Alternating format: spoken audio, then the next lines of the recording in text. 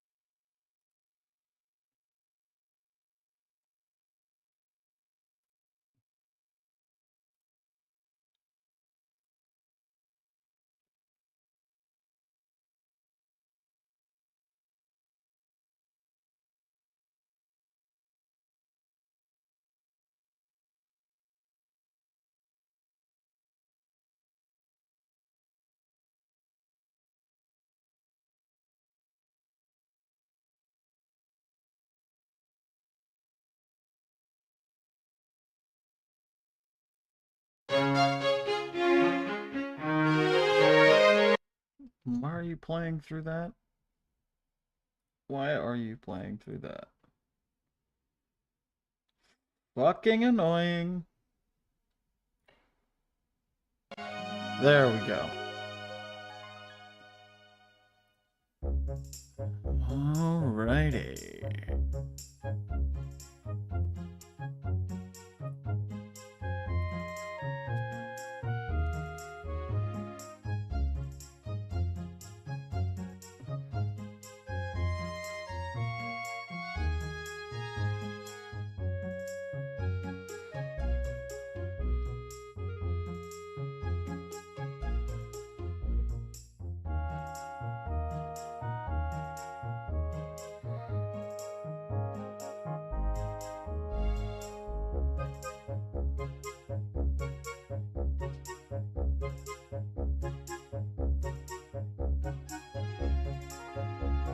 Sorry, just going through everything real fast. Make sure it's all popping up right. Perfect. All right, it's looking good. What's up, folks? How you doing? I hope we're kicking ass today. We ready to get our asses kicked tonight? And then get scared? Poop eyes pantses? I think so. I think I'm ready. I'm ready like Freddy.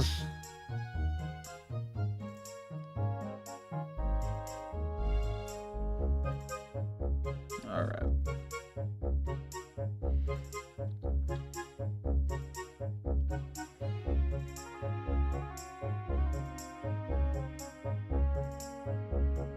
Okay. Give me 1 second. I will be right back. It will take some insulin.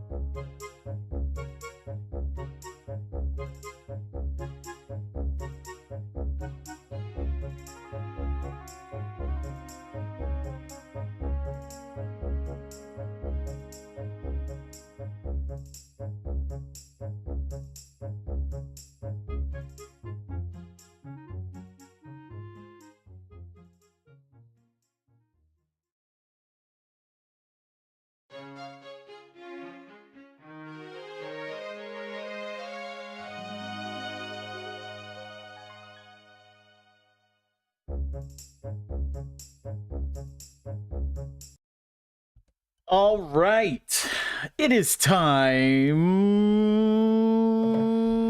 to get right into the news.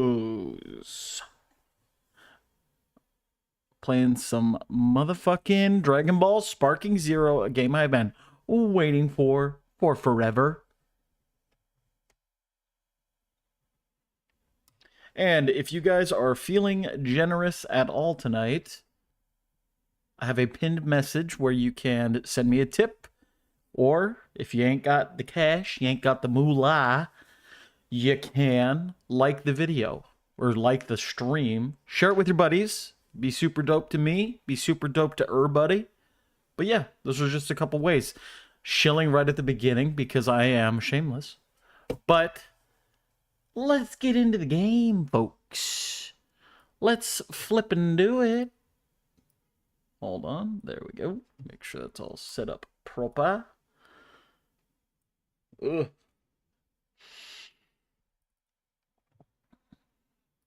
I have been waiting for this game, though, since I heard about it. I've been playing the Budokai Tenkaichi 4, like, what is it? What do they call it? The fucking... What is it called? Hold on. I gotta pull the chat out. Because it's a little squeezed for me.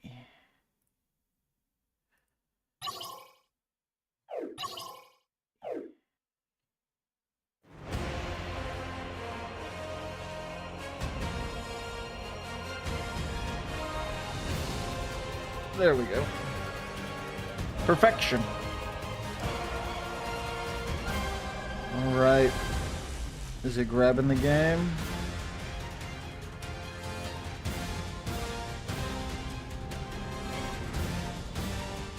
Grab the game, please.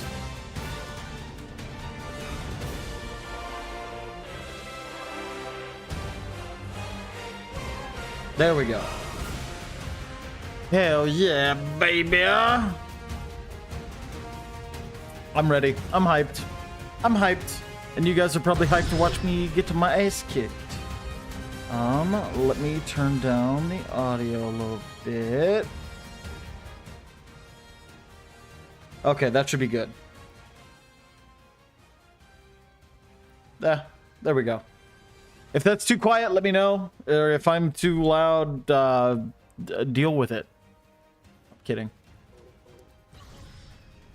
All right. Make sure everything's good in here. So sick. So sick! Oh yeah!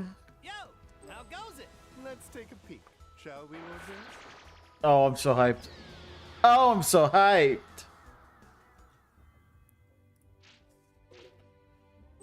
All right. Okay, Let's see if we can beat Vegeta. Because I have it. I have zero, like, help. I have no guard help, no assists, nothing. It's all me, baby.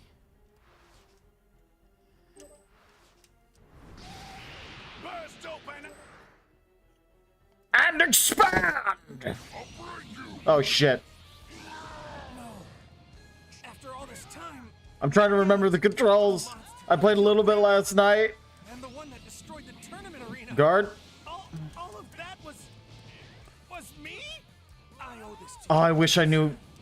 I need to beat this guy. No matter what. I'll have to use every ounce of my energy for the tiniest chance at victory. If I die, I'll see you in the next world. At least I'll get to apologize to you. No.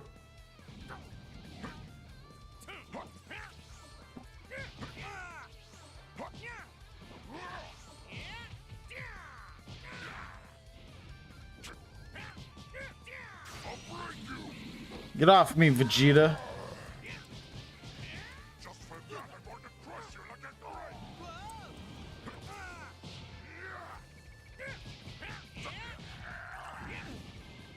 Oh, he's got it.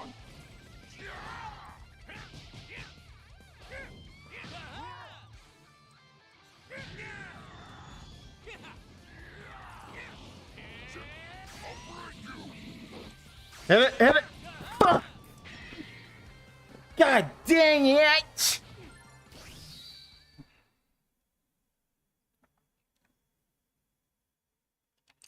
Yes, and then you tell me how Vegeta is a dick. And he's evil. Yes, I know.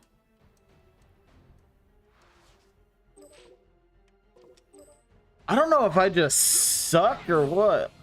After all this time, I get it. The monster that killed Grandpa.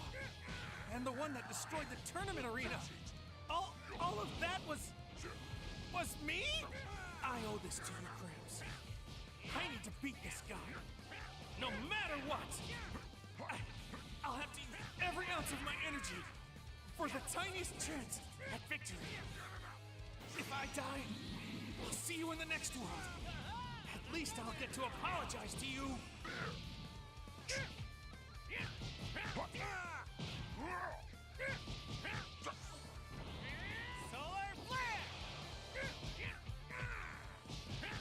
Shit. Let me go, Vegeta.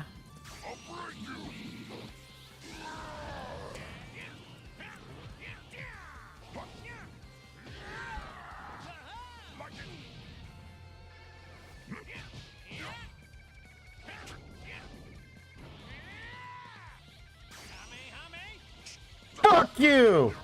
Yeah, that was sick!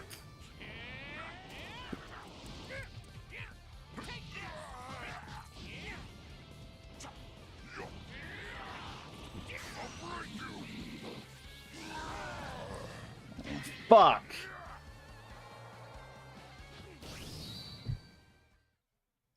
Am I lit up enough? That's bright. Hang on. Put it right up in my face.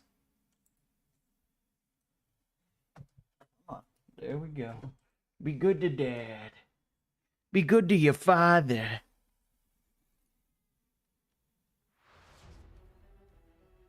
There we go.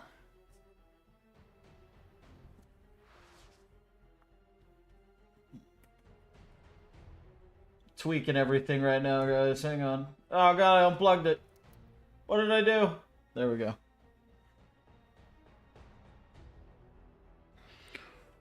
Okay. Alright, we're lowering the difficulty. I don't know what the fuck is going on. After all this time, I get it. The monster that killed Grandpa. And the one that destroyed the tournament arena. All of that was me? Let's do it, baby boy. I need to beat this guy. No matter what. I'll have to use every ounce of my energy for the tiniest chance at victory. If I die, Eat it, boy. I'll see you in the next world. Oh, I thought we were gonna have a beam clash.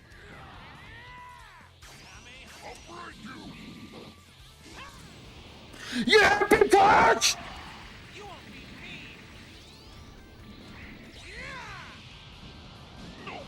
me. Yeah! Kaioken, baby! Yeah!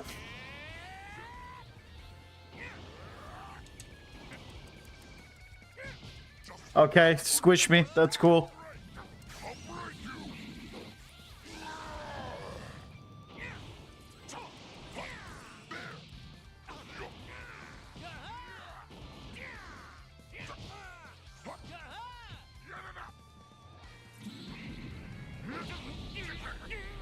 Oh, shit.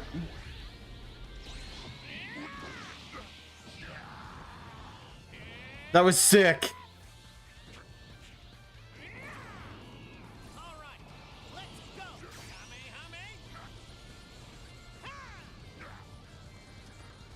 Hit him again, baby!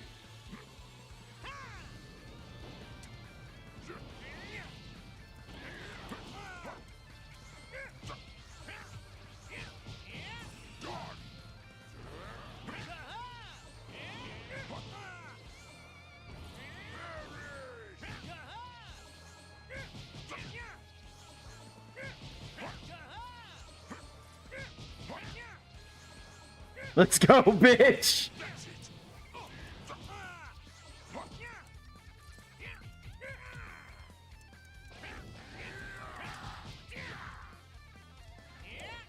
Oh, you're getting it.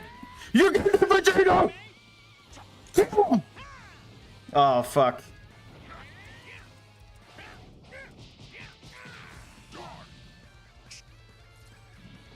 Shit. We're going Kaioken.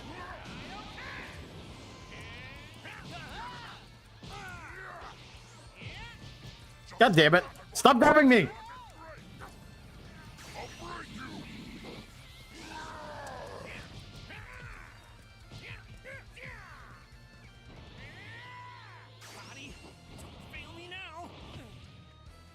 It failed me.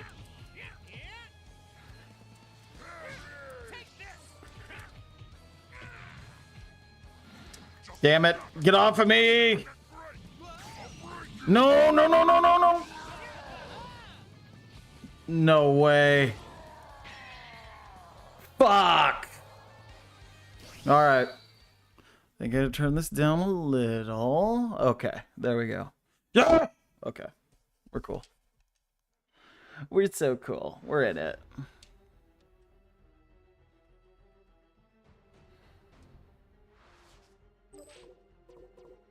I already have it. It's on normal. After all this time, I get it. The monster Suck it. killed Grandpa, and the one that destroyed the tournament arena. All of that was me? I owe this to you, Gramps. Charge it up, Goku. No matter what, I'll have to use every ounce of my energy for the tiny. I can't see that he's trying to grab me. If I die, I'll see you in the next world. At least I'll get to apologize to you.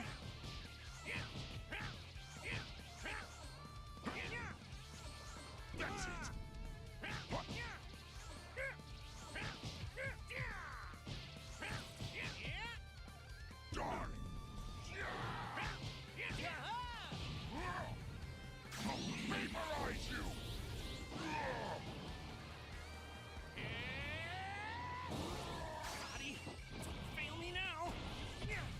Bitch.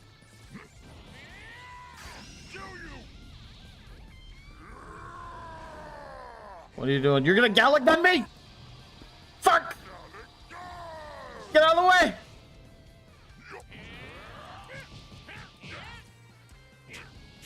Hit him with it. Hit him with it, big dog!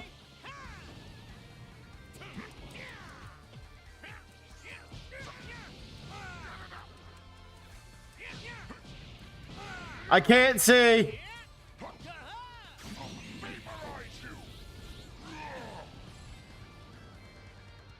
I'm almost dead.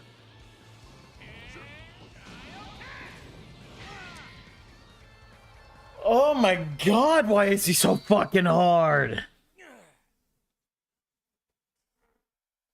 Son of a bitch.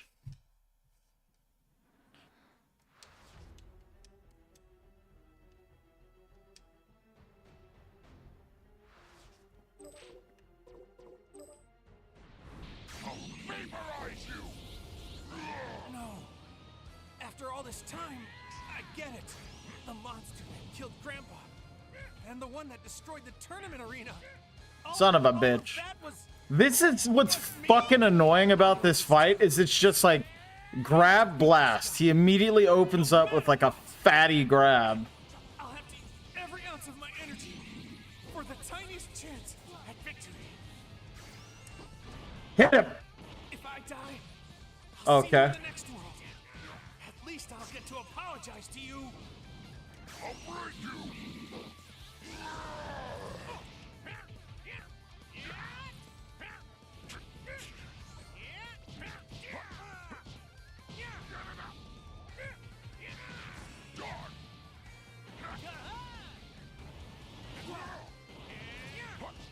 Okay, okay, excuse me, sir.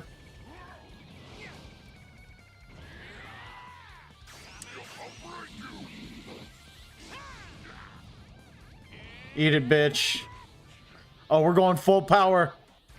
We're going full power, motherfucker.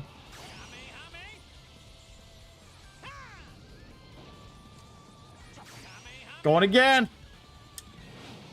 Fuck off.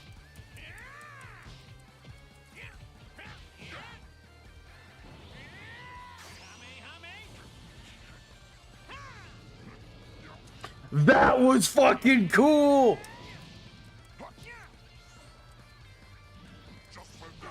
Dumb.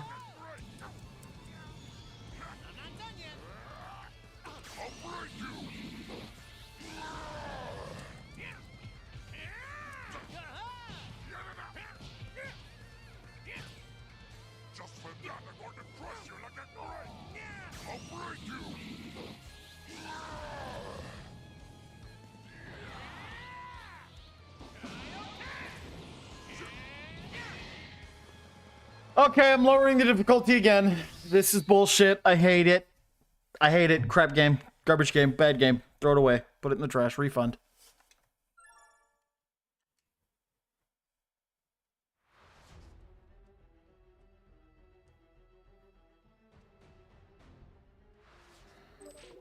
Yeah, we're lowering the difficulty. Come on. After all this time, I get it. Okay. The monster that killed Grandpa, and the one that destroyed the tournament arena. All of that was me? I owe this to you, Gramps. I need to beat this guy, no matter what. I'll have to use every ounce of my energy for the tiniest chance at victory.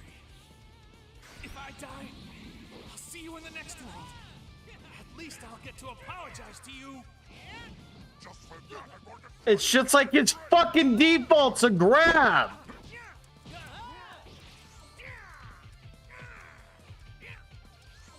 That's it.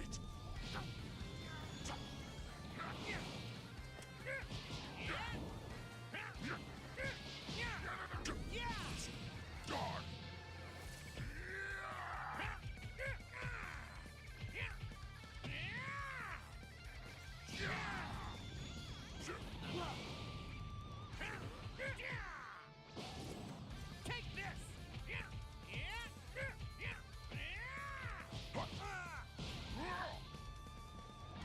Just for that, I'm going to crush you like a grape. I'll break you. Am I missing something? I've got to be missing something. For real. This is fucking... what?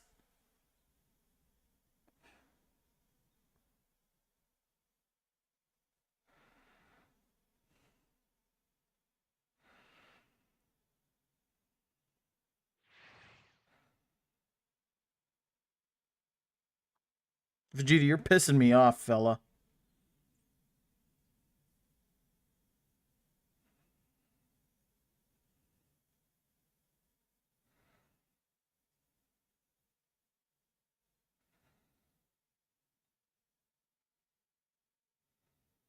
How do I beat him?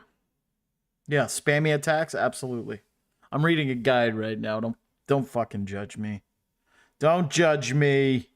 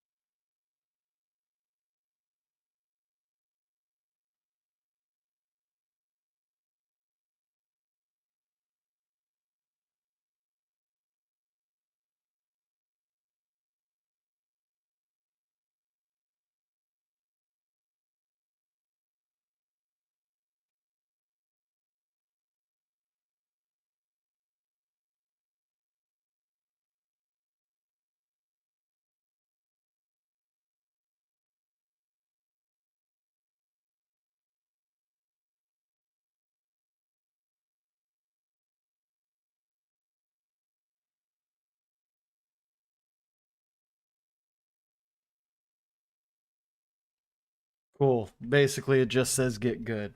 Awesome. All right. Useful.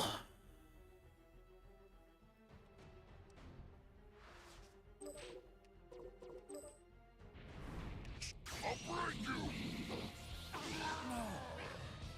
all this time, I get it. The monster that killed Grandpa. And the one that destroyed the tournament arena. Jesus! That was me? I owe this to you, Chris. Calm down, Vegeta, you fucking psycho. No matter what. I'll have to use every ounce of my energy. Oh, cool. His just beat mine out. If I die, I'll see you in the next world. At least I'll get to apologize to you. Bitch. I'll break you.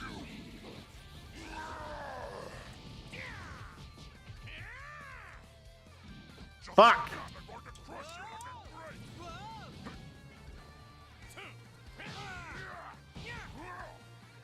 I'll break you.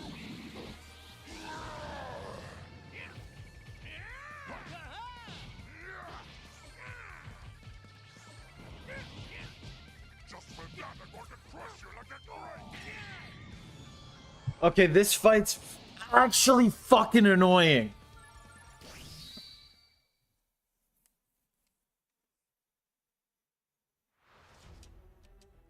All right, fine. It says go do battle training. All right, I'm gonna go do battle training.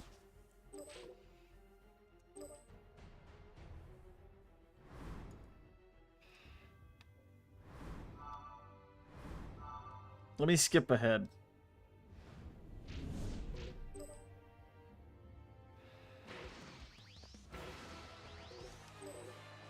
Go on. Come with me.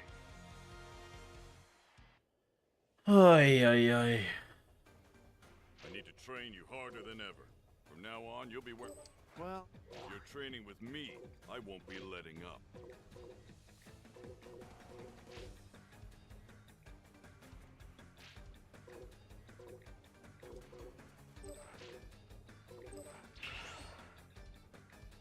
Okay. Got some nice moves.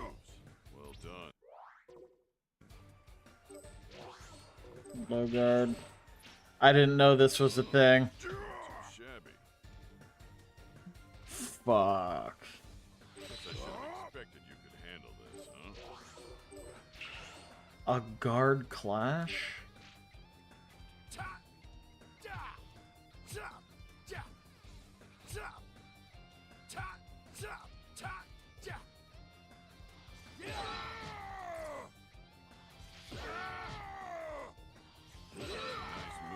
Okay. Well done. That works. High guard. Not too shabby.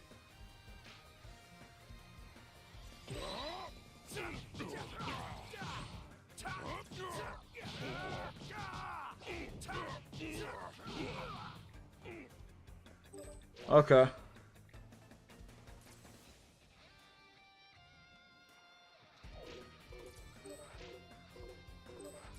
Perception? Guess I should have expected you could handle this. Guess I should have Oh, that was expected you sick. could handle this, huh?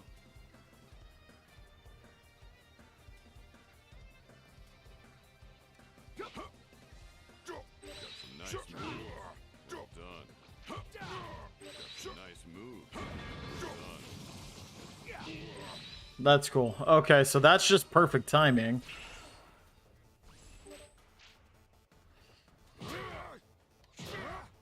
Nice moves. Well done. How is that a success? I still got my ass kicked.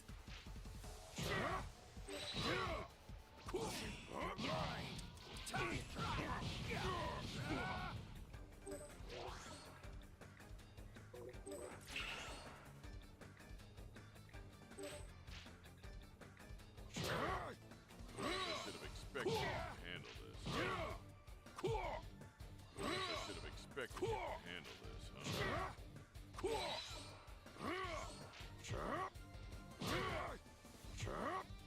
I should have expected you to handle this, huh?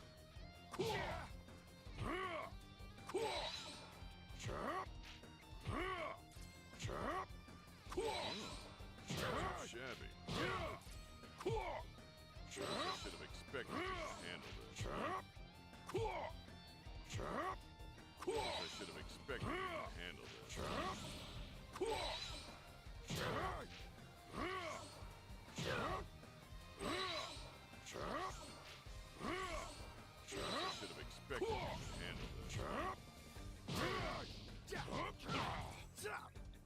Okay. I think I got that one down. I'm gonna forget all of this as soon as I go into battle with Vegeta.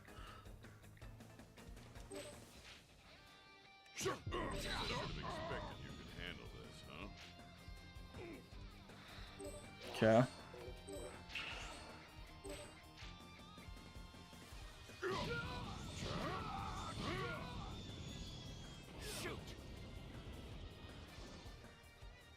Okay.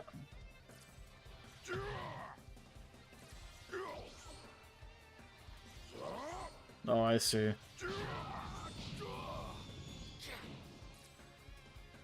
I see.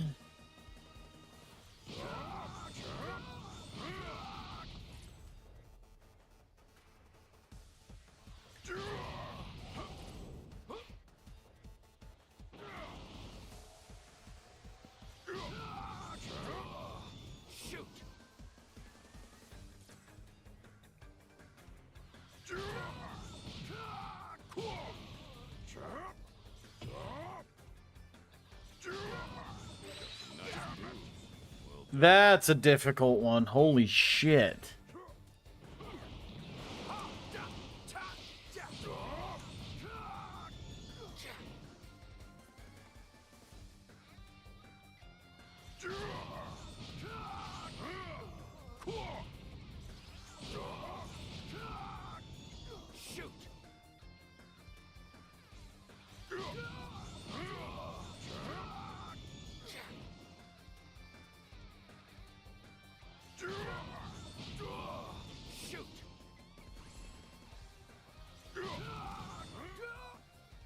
I don't know what just happened. Oh.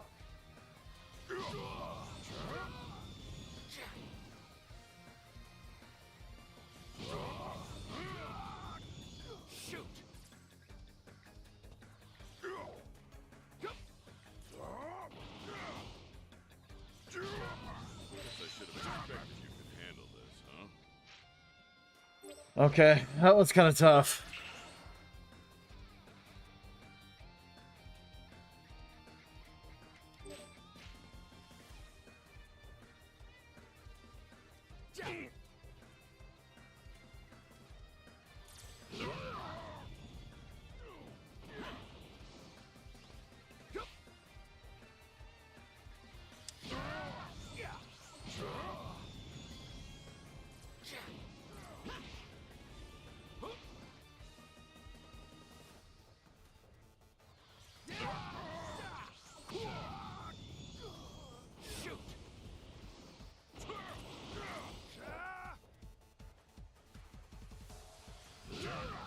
Shit.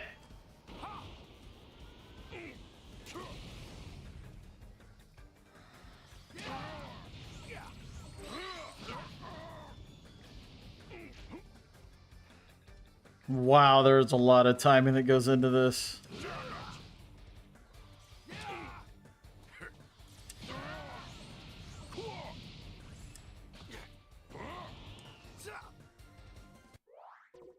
Fuck.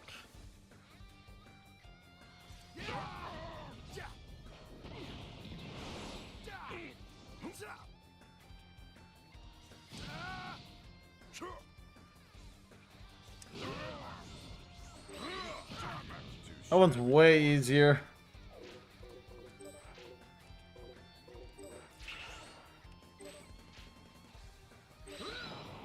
Okay. My turn now.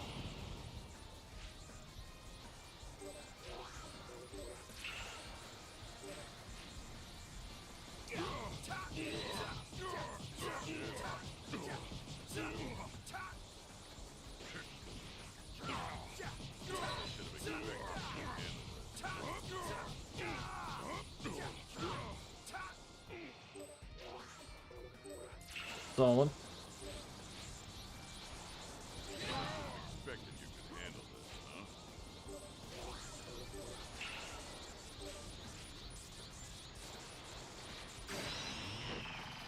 This'll finish you off. Kamehameha! Oh, that's so fucking badass. Oh my god. Oh, it's sick.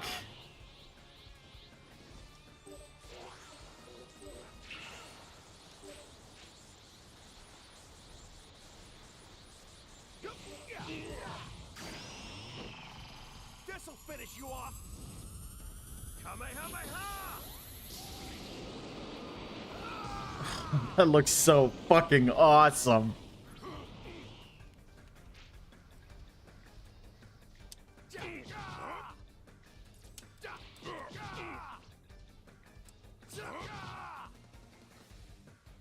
Okay, short dash.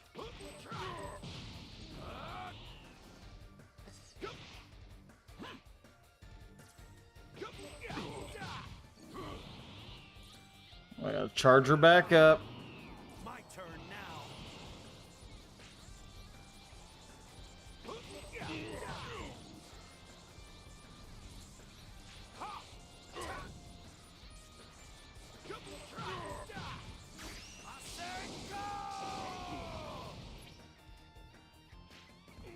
That's dope.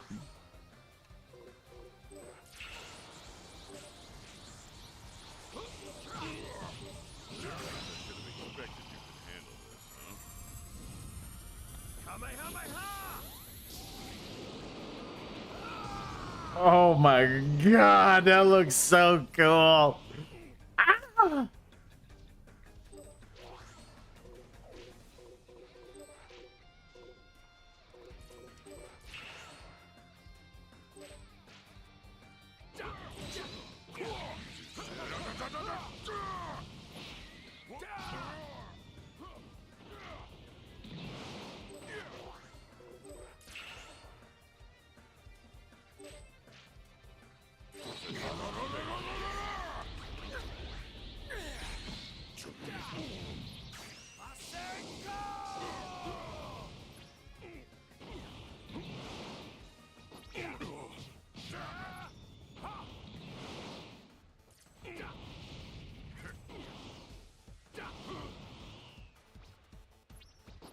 Oh shit.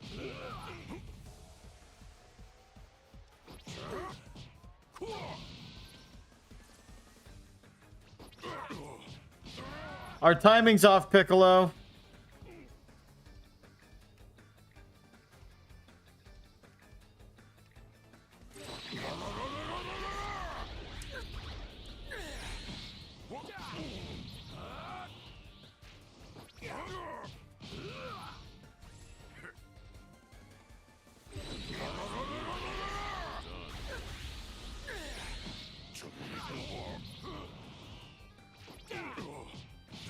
That's weird as fuck.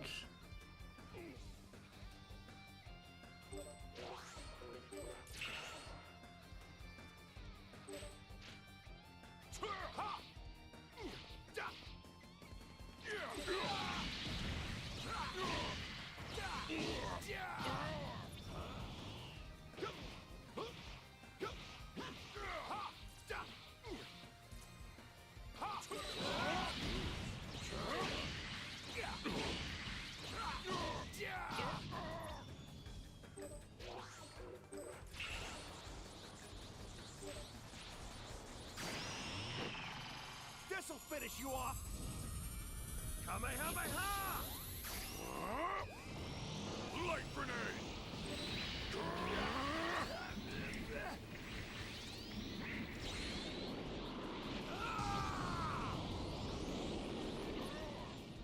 That's so sick.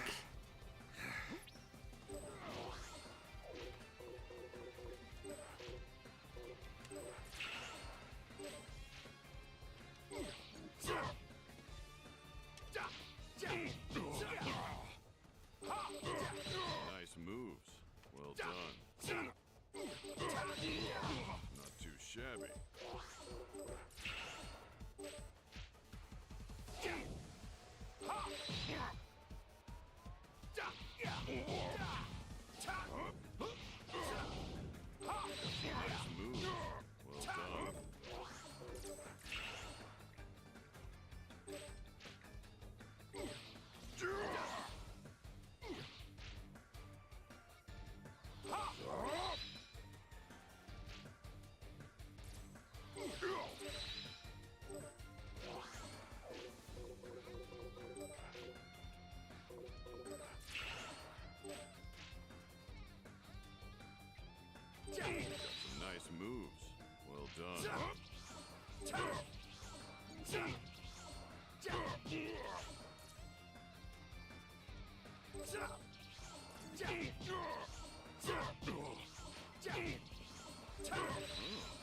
Okay, that's pretty useful.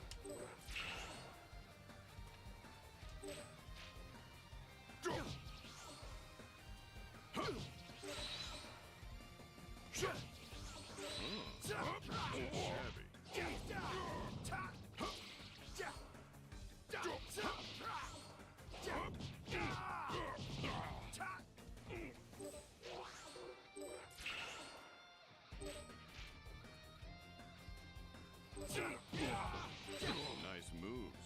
Well done. Not too shabby.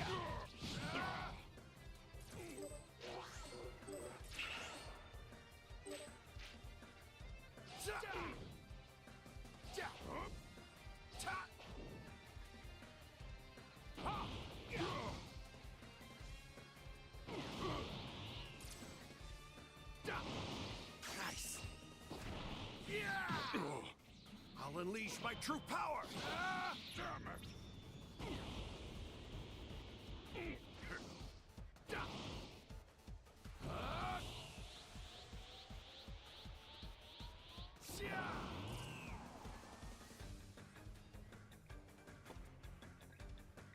F is my mouse.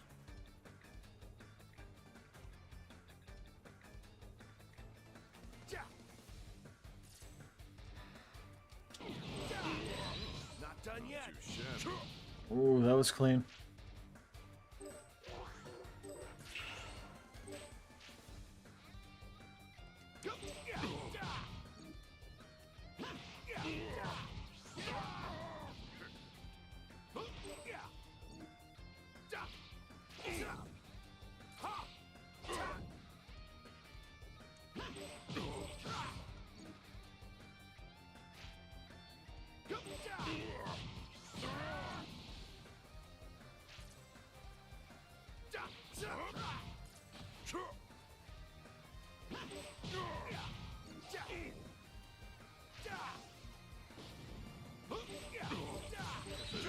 Expected you could handle this, huh?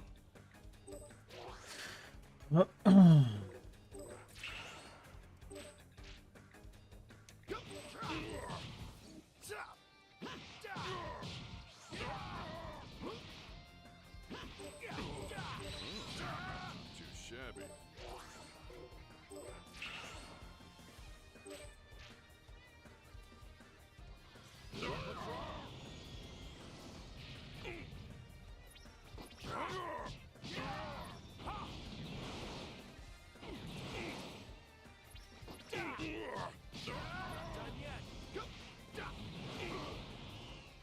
God damn it.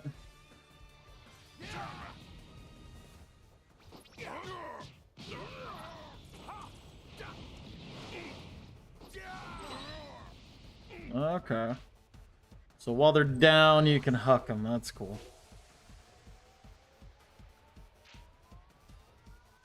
Okay. I don't feel like I'm gonna do any better, but we'll see. Huh? Gohan's here too. Okay, see ya. Oh, hey, Dan. Let's take a peek, shall we, Lord Prince?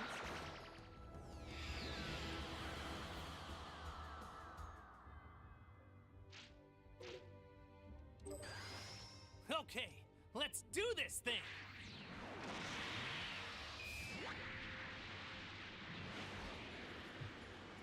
Yeah, Goku!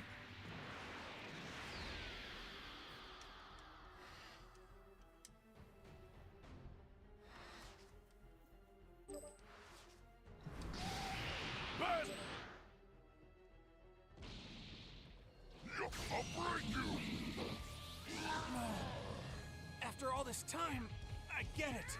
The monster that killed Grandpa. Yep, I immediately forgot. And the one that destroyed the tournament arena. All of that was me? I owe this to you, Gramps. I need to beat this guy. No matter what. I'll have to use every ounce of my energy for the tiniest chance at victory. If I die, I'll see you in the next world. At least I'll get to apologize to you.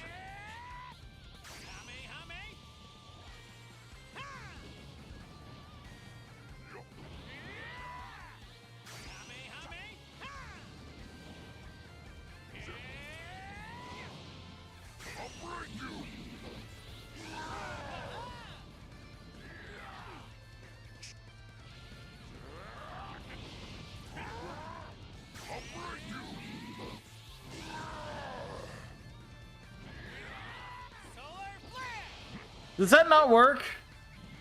Okay. Fuck!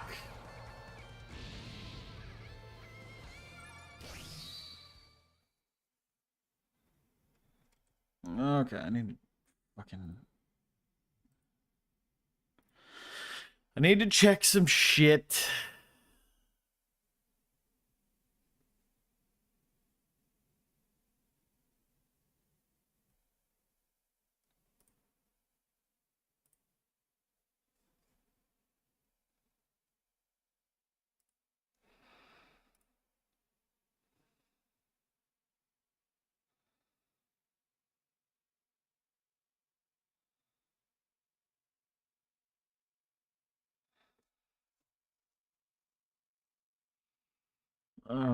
Alright, we're gonna just watch a YouTube video on how to beat him.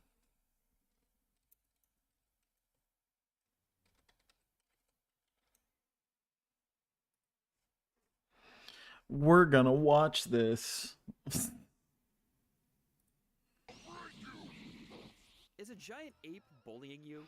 Is that Yes. big monkey keeping you down? If you, Yes. like many people, are having a hard time overcoming the oversized ape Vegeta in Dragon Ball Sparking Zero, it might be time for a change in tactics.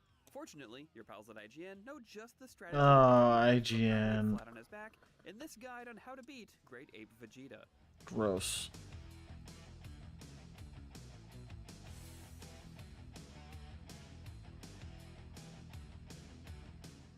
As you progress through Goku's story in Dragon Ball Sparking Zero, one of the early stiff tests is a fight against the Saiyan Vegeta once he's transformed into a colossal great ape. The first step to winning this fight is staying alive. To do that, you need to resist the urge to charge in with your fists flying. The giant space monkey hits much, much harder than you. He's too big to flinch to most of your attacks, and will punch right through you if given the chance. Rely on keeping your distance and using hit-and-run tactics.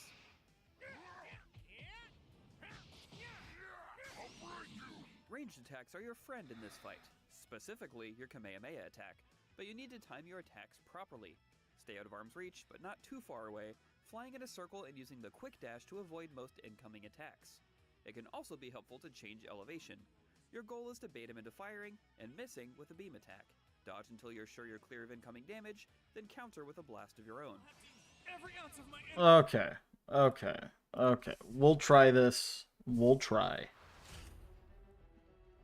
We'll see what we can do here.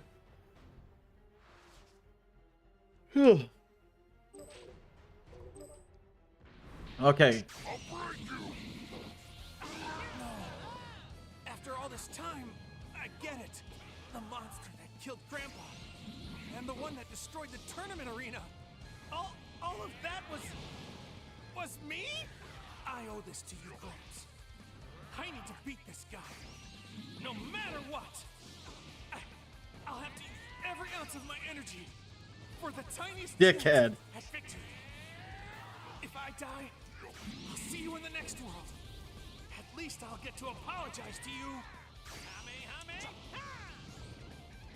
Okay.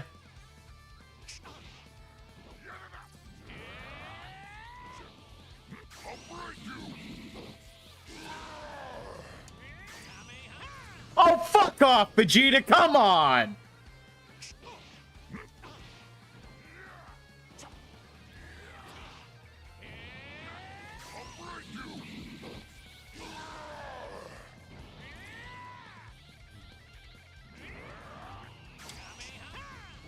Well, at least I hit him.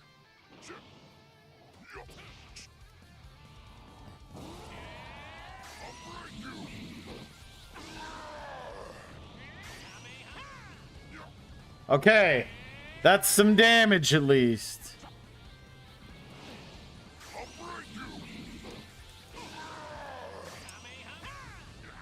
Suck it, Vegeta, bitch ass. He's gonna damn it.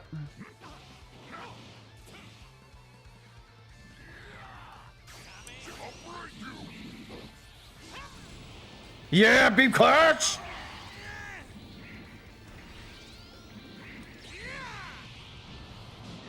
Suck it, bitch ass.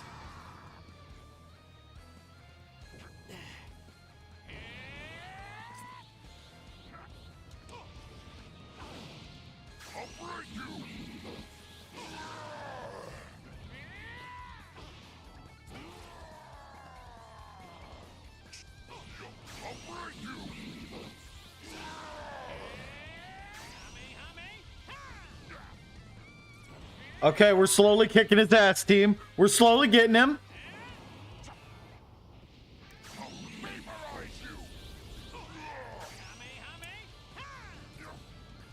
We got him. That God, I made it so much more complicated. I need total focus to use the spirit bomb. It'll only take about 10 seconds. Come on, give me just 10 lousy seconds to concentrate. I made that so much more difficult. Oh, I made it so much more difficult. Holy shit. That was fucking crazy easy.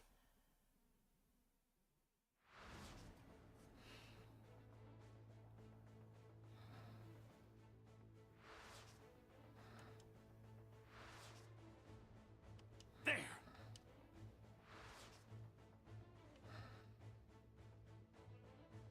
Get it, Goku. Get all that tea, brother. Coward! Where are you? Come out and face me! Time's up. Oh, that's cool. He found me. Oh, that looks awesome. There, it's done. I've gathered energy from every corner of the world. Now. That first person view is sick.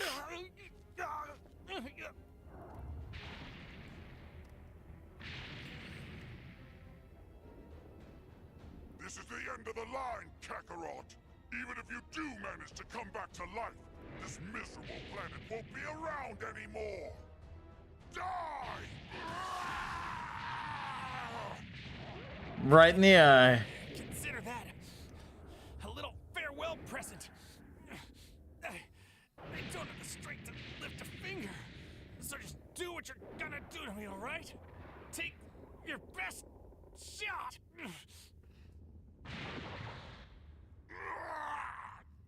Damn you, Kakarot! How dare you leave us? Dude, controlling his fucking head's cool.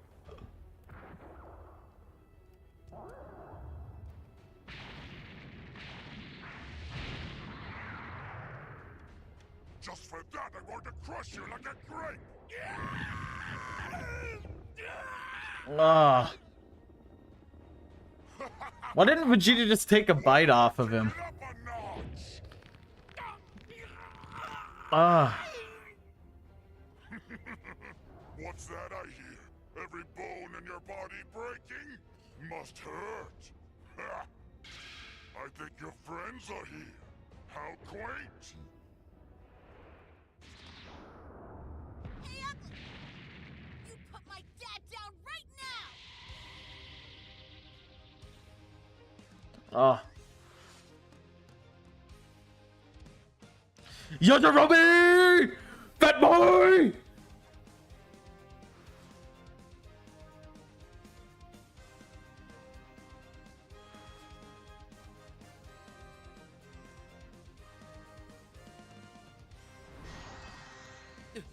This is it. The spirit bomb. What the heck are you? Huh? What the heck are you doing? Take this! Ha! Bounce it back, Gohan! I promise! It won't hurt you! Oh, I'm getting chills.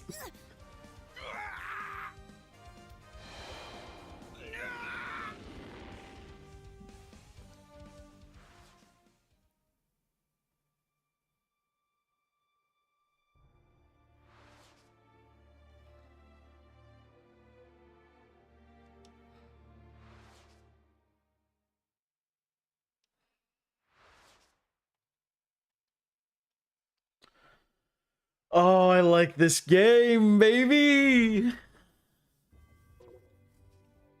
We unlocked Yajirobe.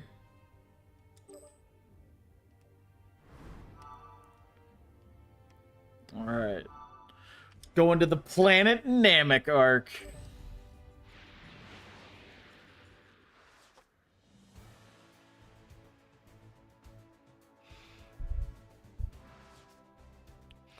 Try to keep it like out of the way entirely. There we go. There we go. Yay!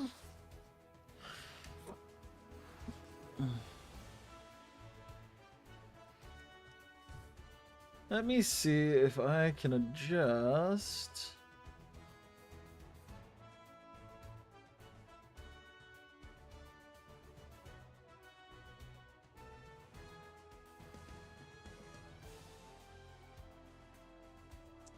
The Saiyans are a true warrior race. Sweet, there we go.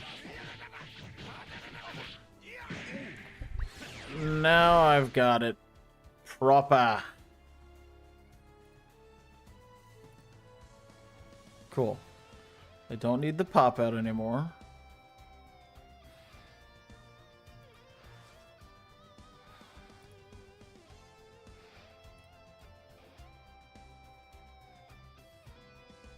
Let me just share the stream real quick.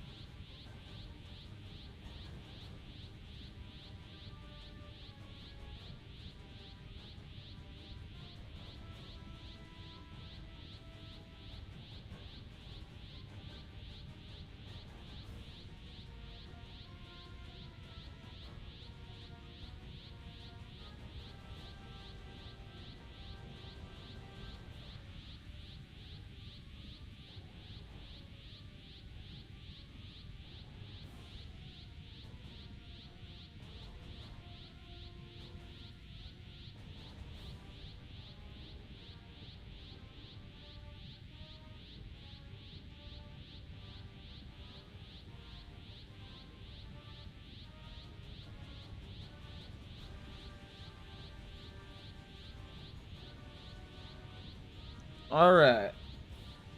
We got Goyo Raccoon fighting Bomber. Sorry, you were wide open, so I just went for it. Sour Boys, not endorsed by them, but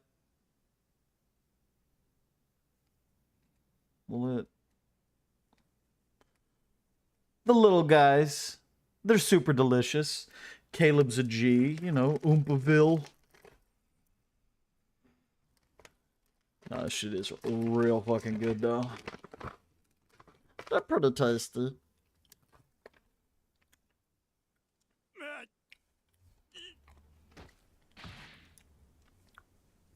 you guys have got a choice to make here.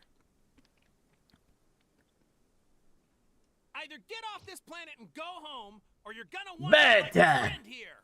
Oh, it's me, Jace! Did you hear that, Bertha? Did you hear that, Berta?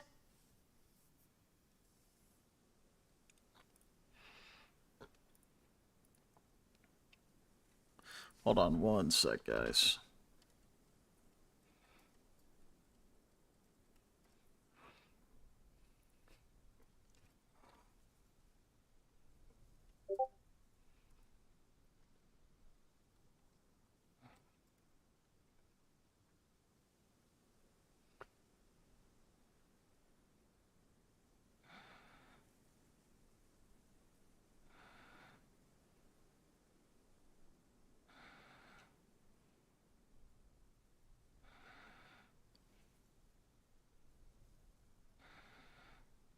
Yeah, it's me. Let me in.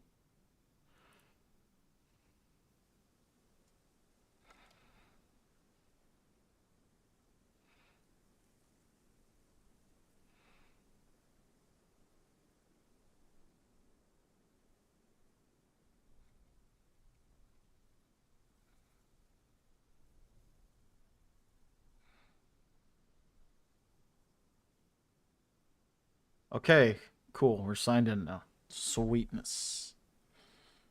Sweetness. We're signed in, right?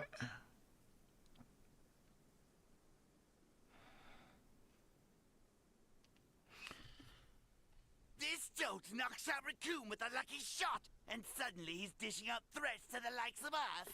Dishing out threats to the likes of us. Let's teach this little punk why the Ginyu Force are the most elite warriors in the galaxy. Let's go! Yeah!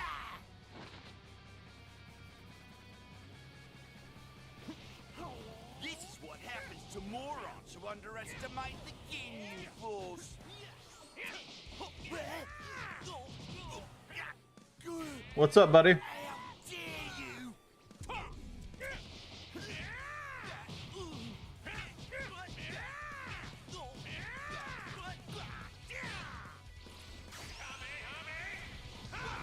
Suck it, bro! Crush apple! Yeah! Eat that! Ow! What is this bloke? Done yet. I'm getting excited.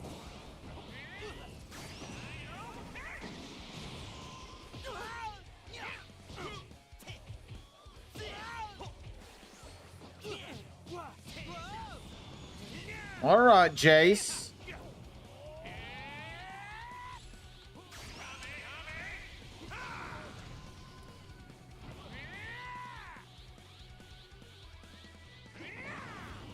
Get ready to see my real strength.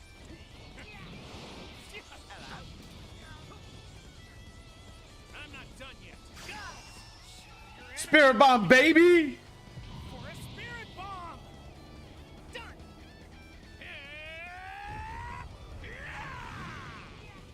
I don't know where he went.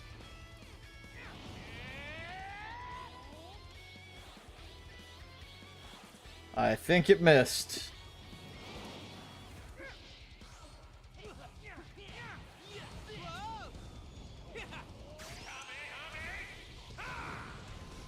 Bye, Jace. Bye, Jace!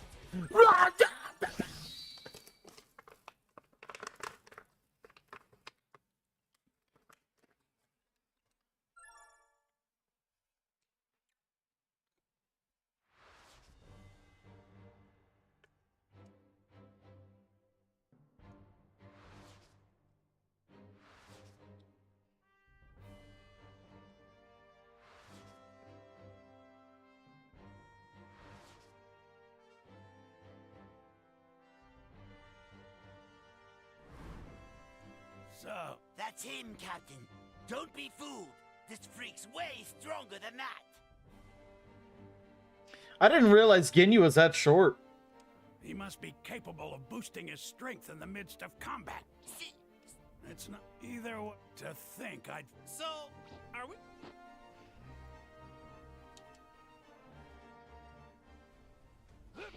Have fun, Kakarot! Vegeta? This is gonna be good!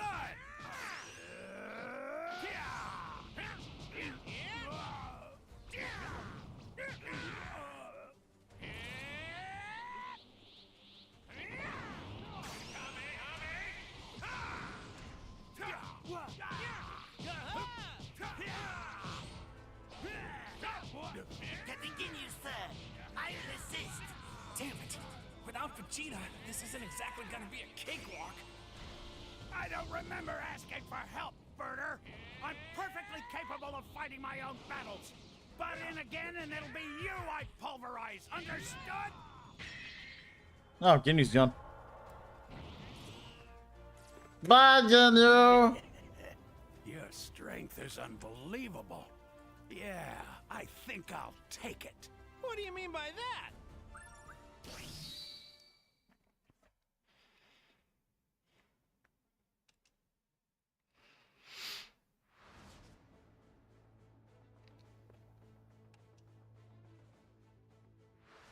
Change now! Change! Vegeta, why? They couldn't even Shut up!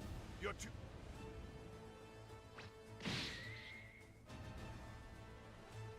Now it's time to... Ah! Now die! Fool! Change now! Please let this work! What? Oh!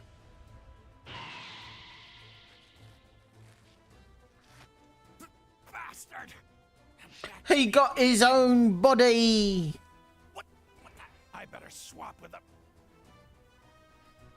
Yours will do, Vegeta! Oh, or nothing.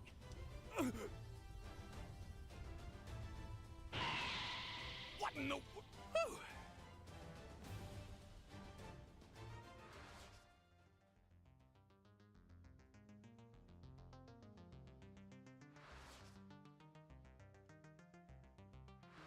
Now get ready!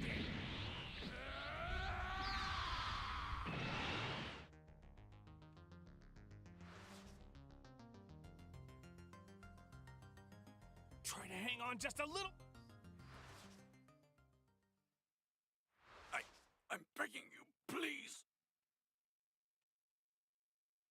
Frieza gonna shoot him still? For you to beg me for my help.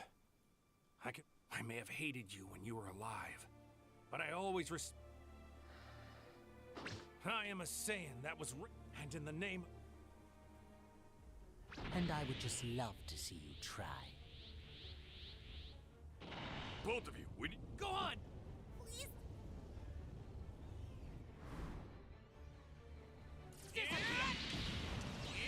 Hang on 1 second, brother. Don't bother. I don't know if I've ever felt this excited about the prospect for battle in my entire life. I mean, again, I don't think I'm gonna be a whole terrible amount of help because I'm pretty trash.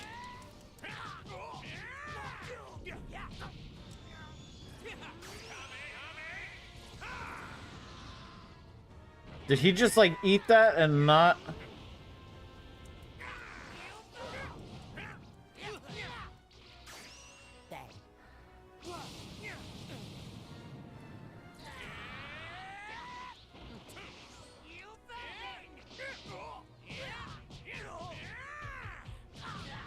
All right, I mean, I'm down to help you, buddy.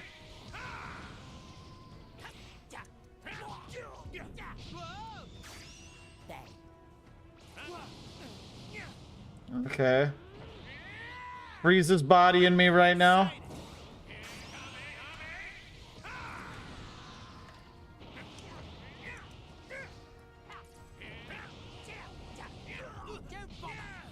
I think I'll toy with you a bit. Shit. It's time for sudden death! Why don't we finish with the rehearsal and commence with the real?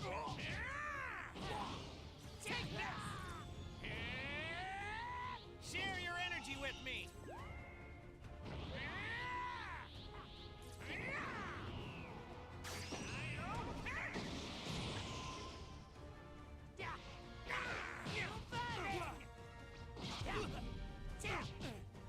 Don't bother!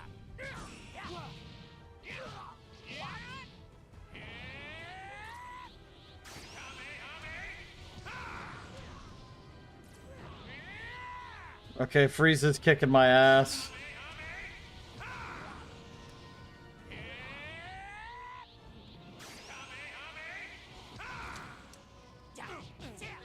Yep, Frieza kicked my ass. Ugh.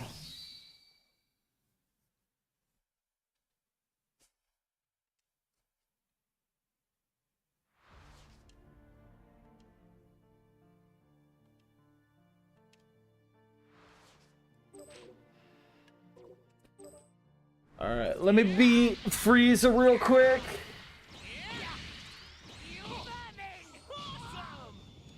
And then I will help you. About the prospect for battle in my entire life. Now I only need to decide how I'll kill you.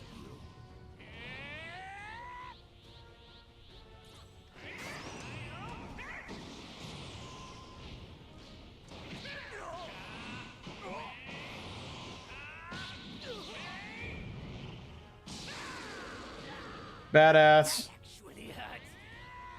You make me feel pain! Eat shit, Frieza!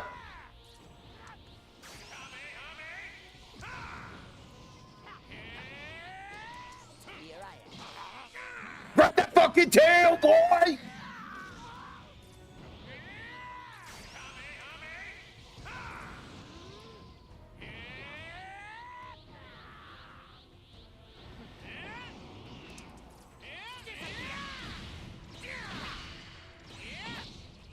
Well, is it not? I think I'll toy with you a bit.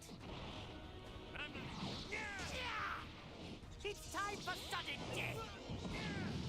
Why don't we finish with the rehearsal?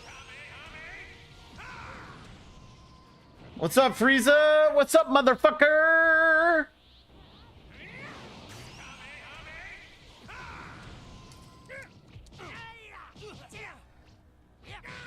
Don't bother!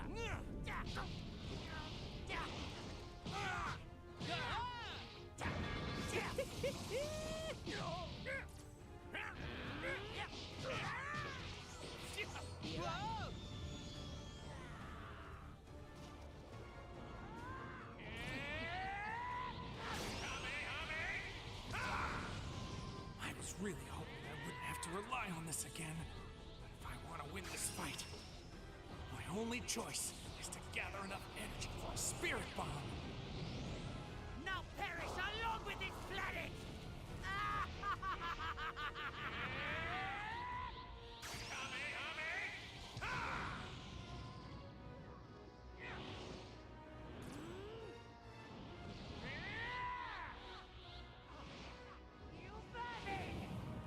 Oh, he paralyzed me? Grab that fucking tail, boy! Yeah.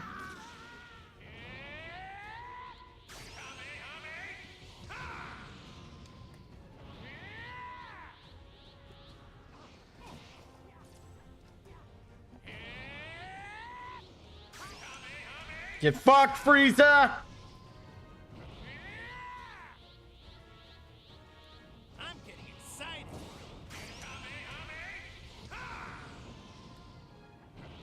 Share your energy with me.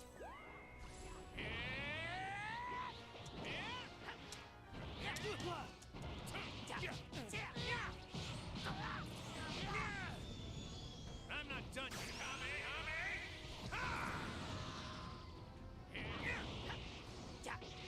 Here I am. Disappear!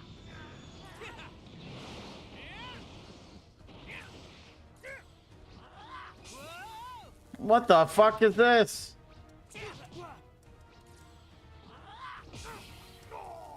What is this paralyzing shit? Damn it! I was bodying him too. Fuck.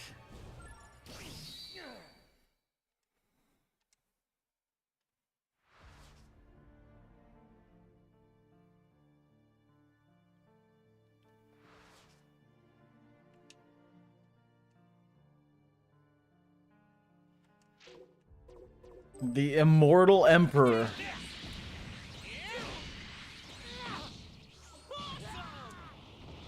I don't know if I've ever felt this excited about the prospect for battle in my entire life. Now I only need to decide how I'll kill you. All right, let's go.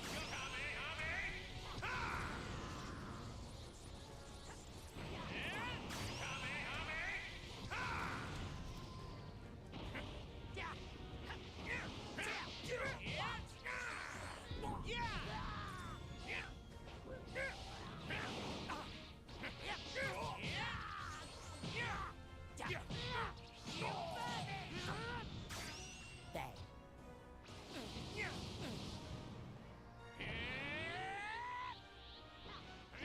Share your energy with me. Don't bother. Bang. I'm not.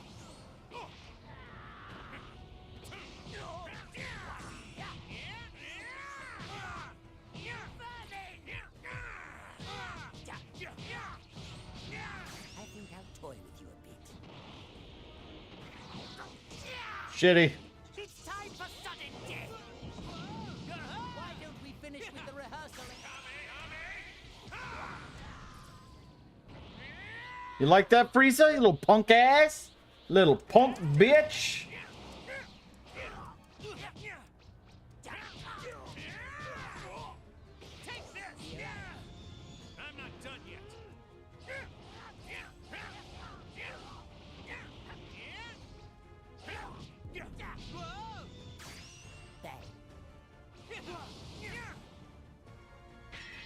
Damn it. I done diddly died.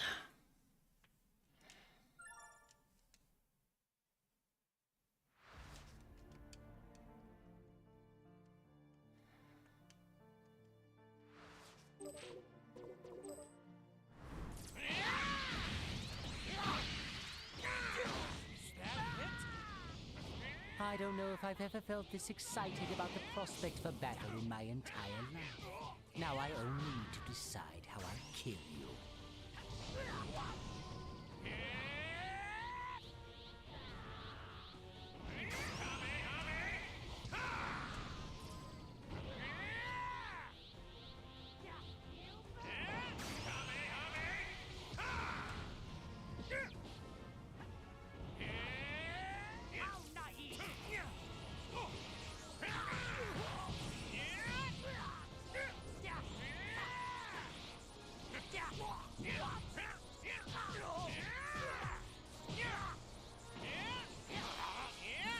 Throw that bitch.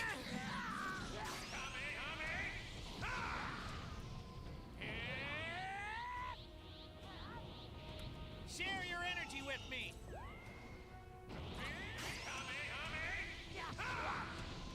I was really hoping I wouldn't have to rely on this again. I want to win this fight. My only choice is to gather enough energy for a spirit bomb.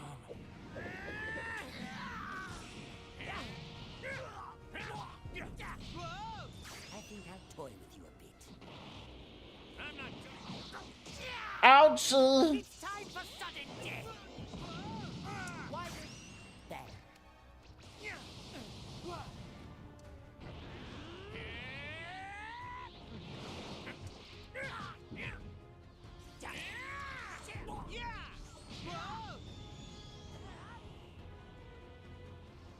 Goku, get up.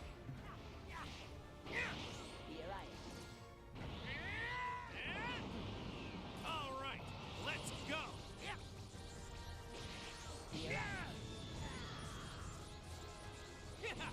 Guys, share your energy with me for a spirit bomb. Done. Is that the best you can do? Get fucked, Frieza.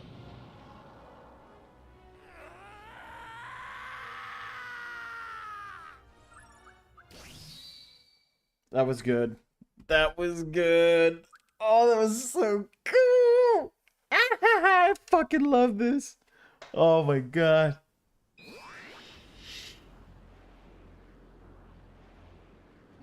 No, it can't be. Thanks, brother. Piccolo goes down. Against placing too much stock in your escape, though. Krillin! No, Frieza! Don't do it!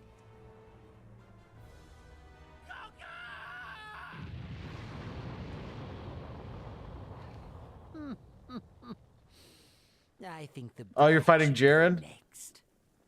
You! Go! Take Piccolo with you and get out of here now! Oh, they could have done a really awesome cutscene of Goku going Super Saiyan. You guys fucked it. You cheaped out on the coolest thing. Right now!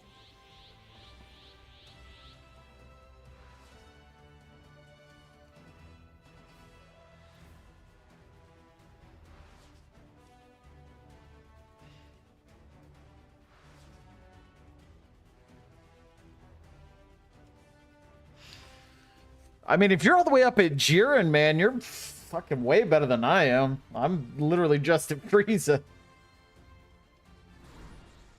His power is expanding even more than his muscles. Goku, are you listening to It also may be the only chance. Wait!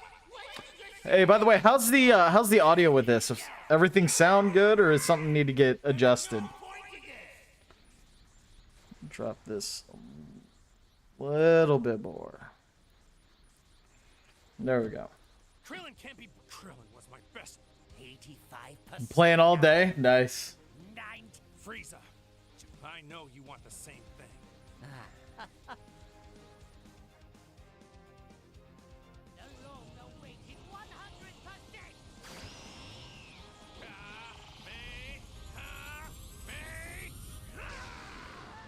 My apologies for the wait. As requested, this is my full power.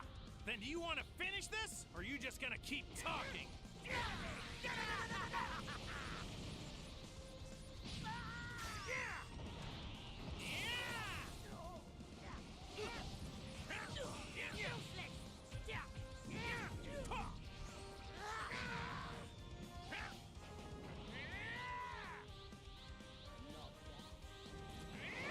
We're settling this right here and now. Stop this one.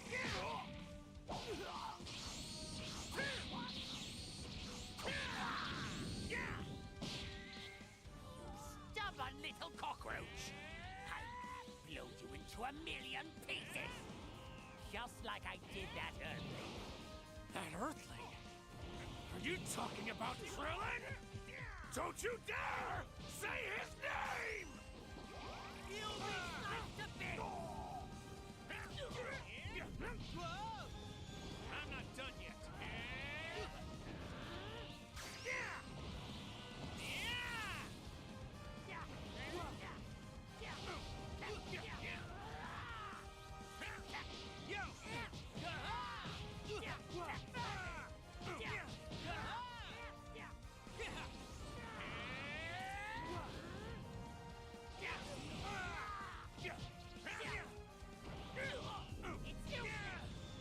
I'm not done yet.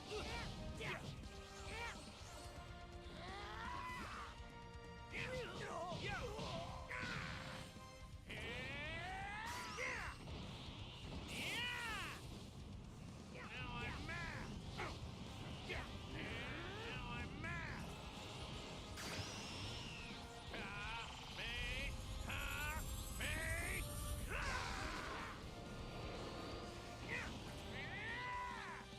Now I'm mad. Here we go. Here we go. Yes. Wait! Don't make that wish! Ask the dragon to leave both Frieza and me behind! I'm serious, King Kai! You have to let me finish this battle with Frieza, or I'll never forgive you! Alright, fine. You win. You really better beat me. Don't make me regret this.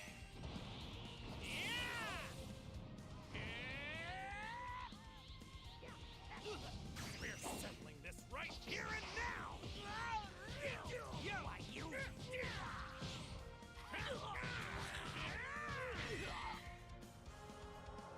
Oh, that's hype. That's so hype. That was so fucking cool.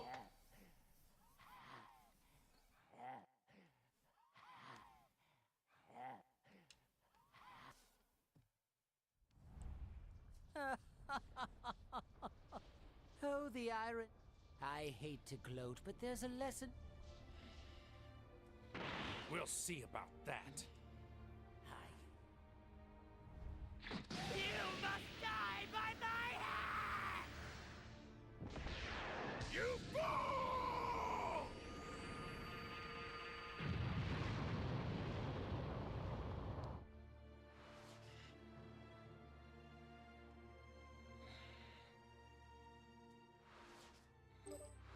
And Goku gets away. We all know this.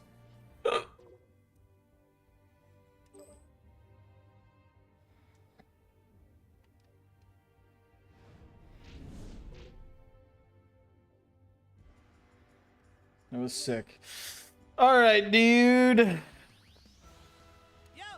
Where do we go for fighting? Go 10, get a load of this.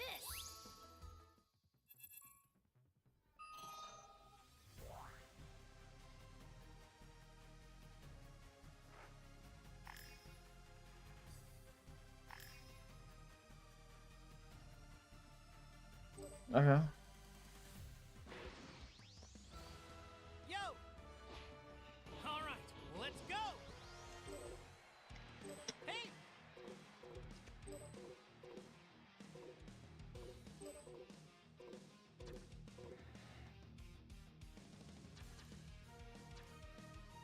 I wonder who I'm gonna be fighting first! Well, hope I'm not too rusty. Contestant Tien Shinhan, do you have anything to say about the fight? Who's gonna be my next opponent?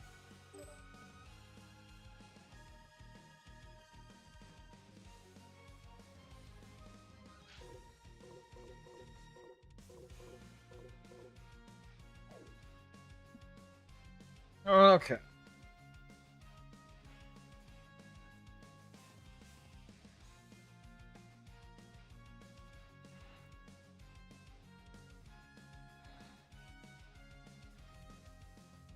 Huh?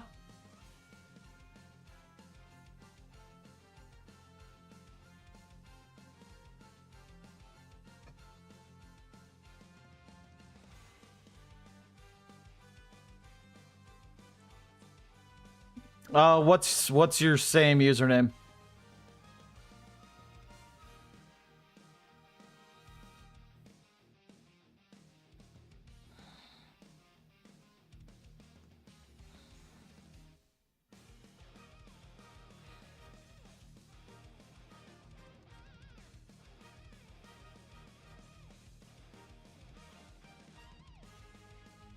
Oh, I guess you can just join. Yeah, there you go. You can just join with that ID.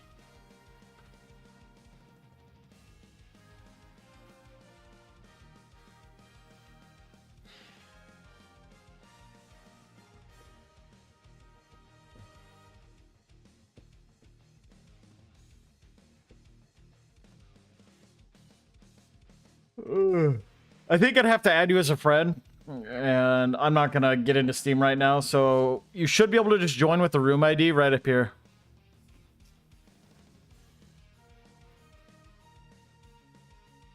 And while you're doing that, I'm gonna go grab a drink.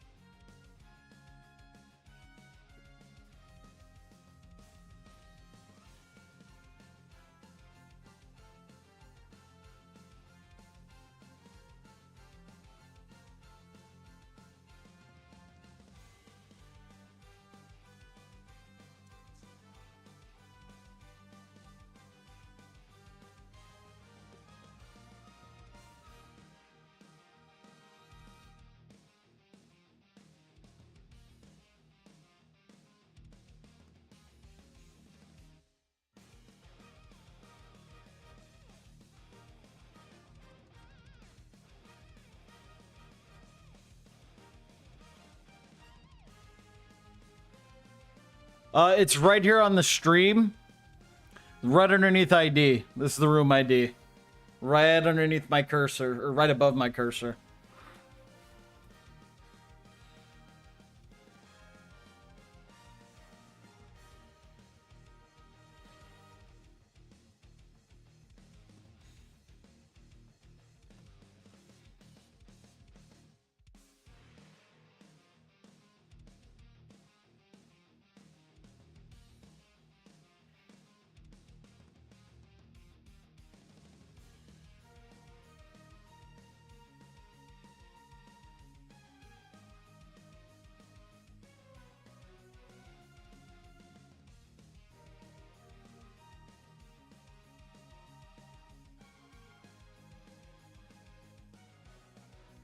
There we go.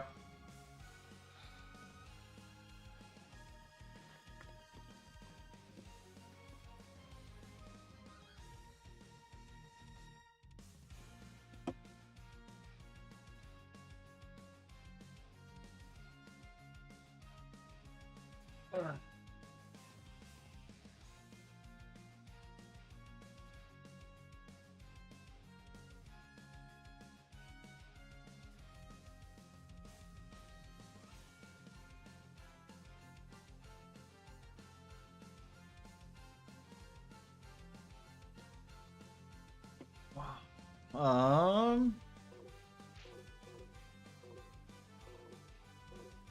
Okay, let me try something else. Wow!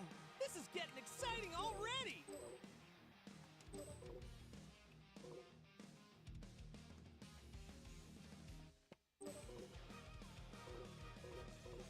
Tell me, what kind of opponents do you enjoy fighting?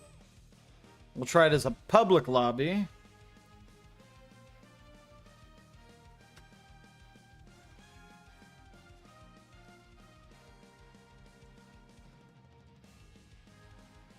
All right, that's the new code.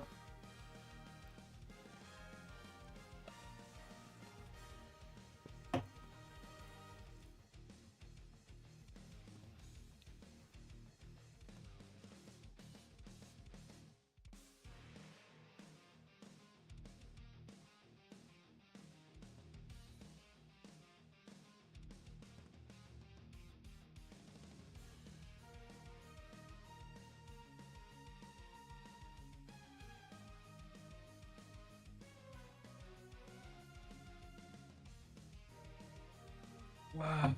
Is that you? No.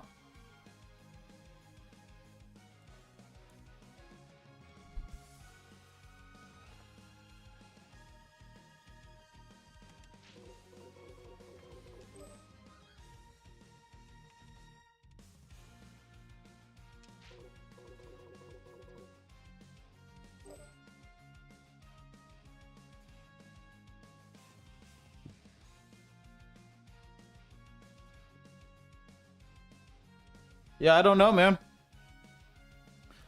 I'll be right back.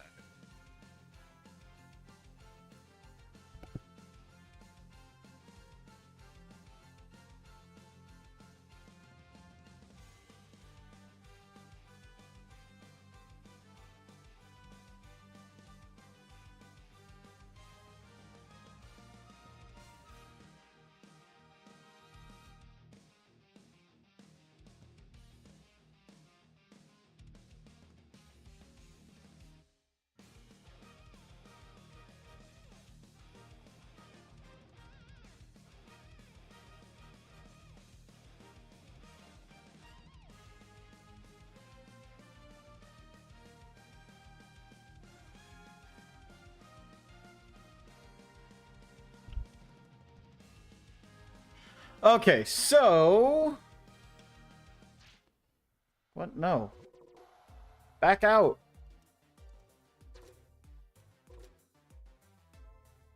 No. Okay, it wants to act like that? I'll just force close it. All right, Madras, I don't know why it's doing that, buddy. Couldn't tell you why. But I've got to go pick up my girlfriend. So I will I'll just have like a playlist going for you guys to kind of, you know, enjoy in the meantime. Let me get it figured out here.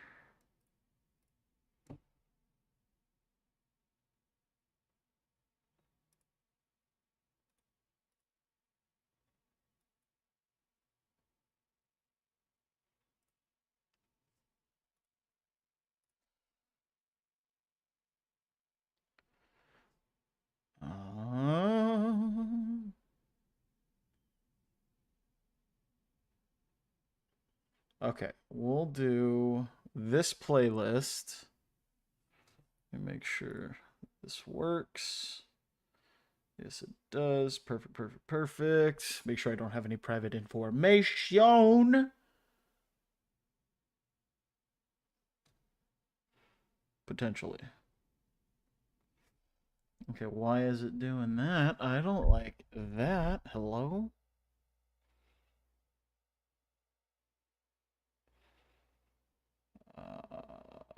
Fit. Okay. I don't know what that just did. But, no, not that. I would like to... Okay. You go bye-bye.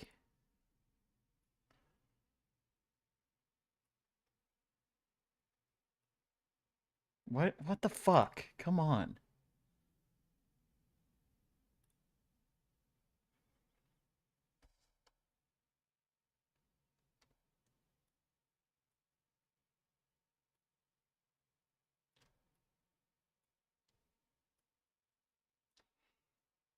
Okay.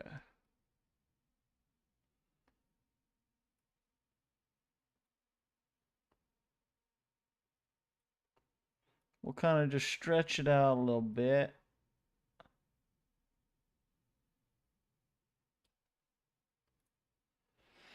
Okay. Cool.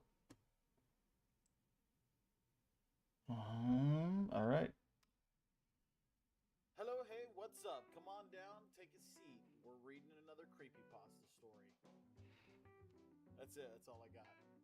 All right, I'll be back in a while. Probably like 45 minutes or so. All right. Everyone hated Grady. All these decades later, I can still clearly recall when he moved to our quiet little town early one year and into a large house down the road from my own modest home. His parents had left him an enormous inheritance, and he took great pleasure in flaunting his wealth at every opportunity. But we didn't despise Grady because he was well off. We hated him because he was a pestilence that wreaked havoc throughout our once peaceful community, and there was nothing we could do about it. Grady believed his money meant he could do whatever he wanted without consequence, and he was right. He was a pampered and inept man, far too lazy to do anything for himself, and nowhere near clever, yet highly proficient at ensuring the right people were paid off. When an elderly schoolteacher berated Grady for speeding past the playground and nearly running over a small boy, her house mysteriously burnt down. When a waitress at the local diner rebuked Grady's advances, her father was attacked by two masked men during his regular evening jog and suffered a brain injury. Even the police were in Grady's pocket. On the rare occasion when someone tried to report him, the case always managed to somehow get swept under the rug. Simply avoiding Grady wasn't enough. Sometimes he appeared to select his targets at random. Even innocuous, mundane actions could incur his terrible wrath. By the time hurricane season rolled by, the threat of dangerous weather wasn't the only thing the townsfolk were living in fear of. Then one night, he drunkenly ran over my dog, and I really began to hate him. When news of an impending storm reached us, many opted to evacuate. I chose to stay behind, and so did Grady. I'm not sure why he didn't leave or make any sort of preparations beyond purchasing a portable generator. Suppose his ego made him feel invincible. The wind whipped through the trees, rain poured down, and the power predictably went out. After it was all over, I drove around to survey the damage. I returned to see Grady, lost without his creature comforts, attempting to set up his new generator, with almost everyone gone or preoccupied with the storm's fallout. It seemed Grady finally had to get his own hands dirty. He obviously had no clue what he was doing. Then an idea occurred to me, so I made my way to his house. Days passed. Eventually, the police knocked down Grady's door and discovered him dead in his bed, eyes closed in eternal sleep. In the next room sat his generator. The explanation was a tragic accident that happens every hurricane season. Carbon monoxide poisoning. As they watched them carry the body bag out of Grady's house, I thought back to our last conversation. I'd be happy to help you set that up, Grady. But if you run it outside, someone's gonna steal it. The safest place to keep it is inside the house. All right, that was hurricane season. I hope you enjoyed it. It had a cool little short and sweet, just wrapped it all up in a nice, neat little bow. Kind of gave you the exposition of what happened after the little, you know, flash forward situation. I like that. That wasn't bad. It had a couple moments where it was a little bit like, okay, I'll suspend my disbelief a little bit more. Little bit more. Frankly, don't think I should suspend it that much. But we'll do it. I don't know where that came from. I'm just having a good time. If you enjoyed the video, do me a solid. Hit that subscribe button if you haven't already. Share it with your friends. Let them know this guy fucking rocks, bro. And hit the like button if you liked it. If not, hit that dislike button. That's what it's there for. It tells me that people ain't digging it. I'm fucking it. And that's the benefit of that button. Leave a comment, let me know what you want to see next, if there's anything I can do. Currently, I'm working on a couple projects right now that I should have up, I don't know, probably within the next month or so, but I don't know when, don't want to promise, but constantly working on shit, trying to get that production value up there so you guys can see something that's like, not just crap.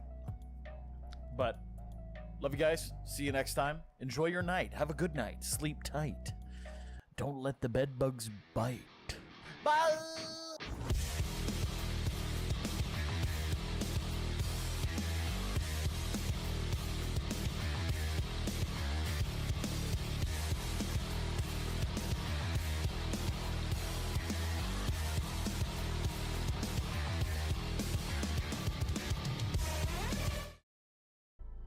I hope what we went through together never changed that.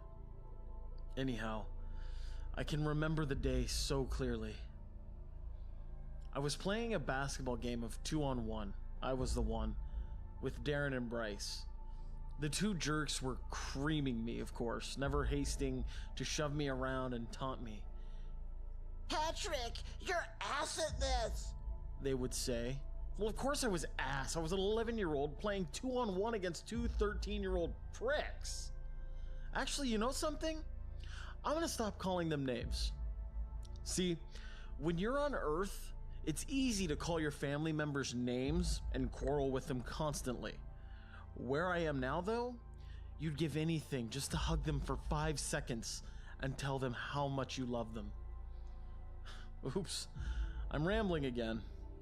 Well, soon enough, our mother called us in, as we were having some guests over that night, our new neighbors. The new neighbors in question were the Hofmeister family.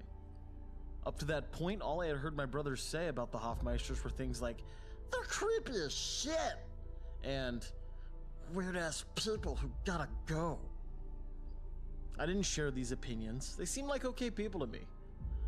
Nonetheless, the Hofmeisters came over that night. The family consisted of 3. First, there was a 60-year-old Eileen, a skinny woman with short gray hair, always wearing black dresses. Next, we had none other than 60-something-year-old Leo. Don't really remember that bastard's age, nor do I care to. Also extremely thin, with a long nose that would make the pasty white guy on the Pink Panther show jealous.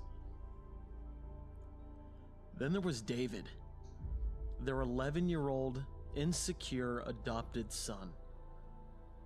I'm pretty sure Leo and David are in the same place I'm writing from right now, but I'm not certain. See, we don't really get to speak with anyone else here. Anyways, it was quite an eventful evening. Eileen and Leo had tea with my parents while Darren, Bryce, and David, and I, hung out in our treehouse, playing cards. In the treehouse, I started to get to know David a little better. I must say, though, he seemed a bit on the weird side.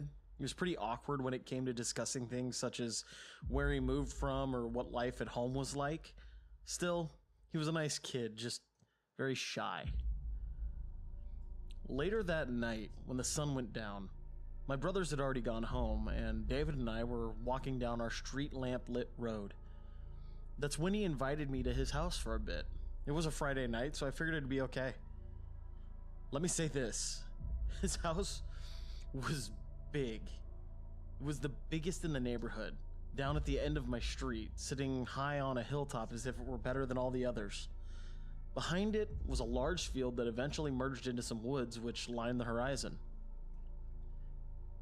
Entering David's house, we walked into his kitchen, where he told me to take my shoes off as to not upset his parents. I heard some footsteps upstairs, so I figured his parents must have gotten back from my house. We sat down at his counter, eating yogurt, with David continuing to dodge my questions about his home life, or just his life in general. All I knew was that he was adopted. Soon enough, I heard Eileen upstairs. David, come upstairs, please, she said. David told me to stay put, as he'd only be a minute, and just like that, he was gone. I sat alone in their kitchen, finishing off my yogurt cup. I decided to get up and look around a bit to keep myself busy while David was upstairs doing whatever the hell he was doing. Looking at the fridge, I got to look at some of the pictures that were magnetized to it. These included family photos with the grinning faces of Eileen and Leo and the frowning face of David. Why did David look so unhappy in all of these photos? Oh, and another thing. There was a photo on the fridge of some kid sitting on the floor of what looked like a cellar, just staring up at the camera with a blank face. Strange. I then walked over to a shelf in their living room, which was stocked with framed photos and figurines. Lots of self-portraits here, including one of Eileen. Her expression blank, eyes looking very cold and lifeless. For some reason, it kind of reminded me of this portrait I'd seen once of the famous cowboy named Buffalo Bill. Same sort of stare and expression and whatnot. Anyways, sorry, I don't even know why that came to mind. I started looking at some of the figurines on the shelf. A Mickey Mouse doll, a monkey doll, this one really creeped me out, and a pentagram necklace. Oh, and there was also a crucifix necklace, but the cross was upside down. What idiot messed that up? I thought to myself. I then realized that David had been gone for a while, and I was getting a little bored with looking at people's decorations. I decided to go upstairs and find him. Walking up the stairs, I began to hear some weird noises coming from one of the rooms upstairs. It sounded like chanting. And as I got to the top of the stairs, I confirmed that it was. I looked down the upstairs hallway of the Hofmeister home and saw that one of the rooms had a light on inside and the door was open just a crack. As I walked toward the door, I could hear clearly Eileen and Leo chanting in some weird language I'd never heard before. I slowly crept toward the room, a decision I still regret to this day.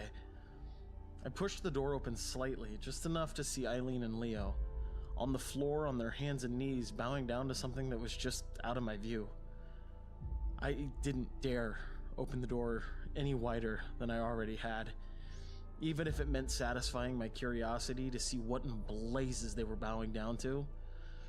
From my point of view, I could see a small cauldron filled with a steamy liquid. Leo was blowing cigar smoke and spitting rum into this bowl. The whole atmosphere in the room was different. I don't know how to really describe it. It was like I could feel the presence of someone else in there, but I couldn't see them. Then I saw David, in the back corner of the room, curled up in the fetal position, bawling his eyes out. He looked more terrified than anyone I'd ever seen. Up to that point. Now it's a different story.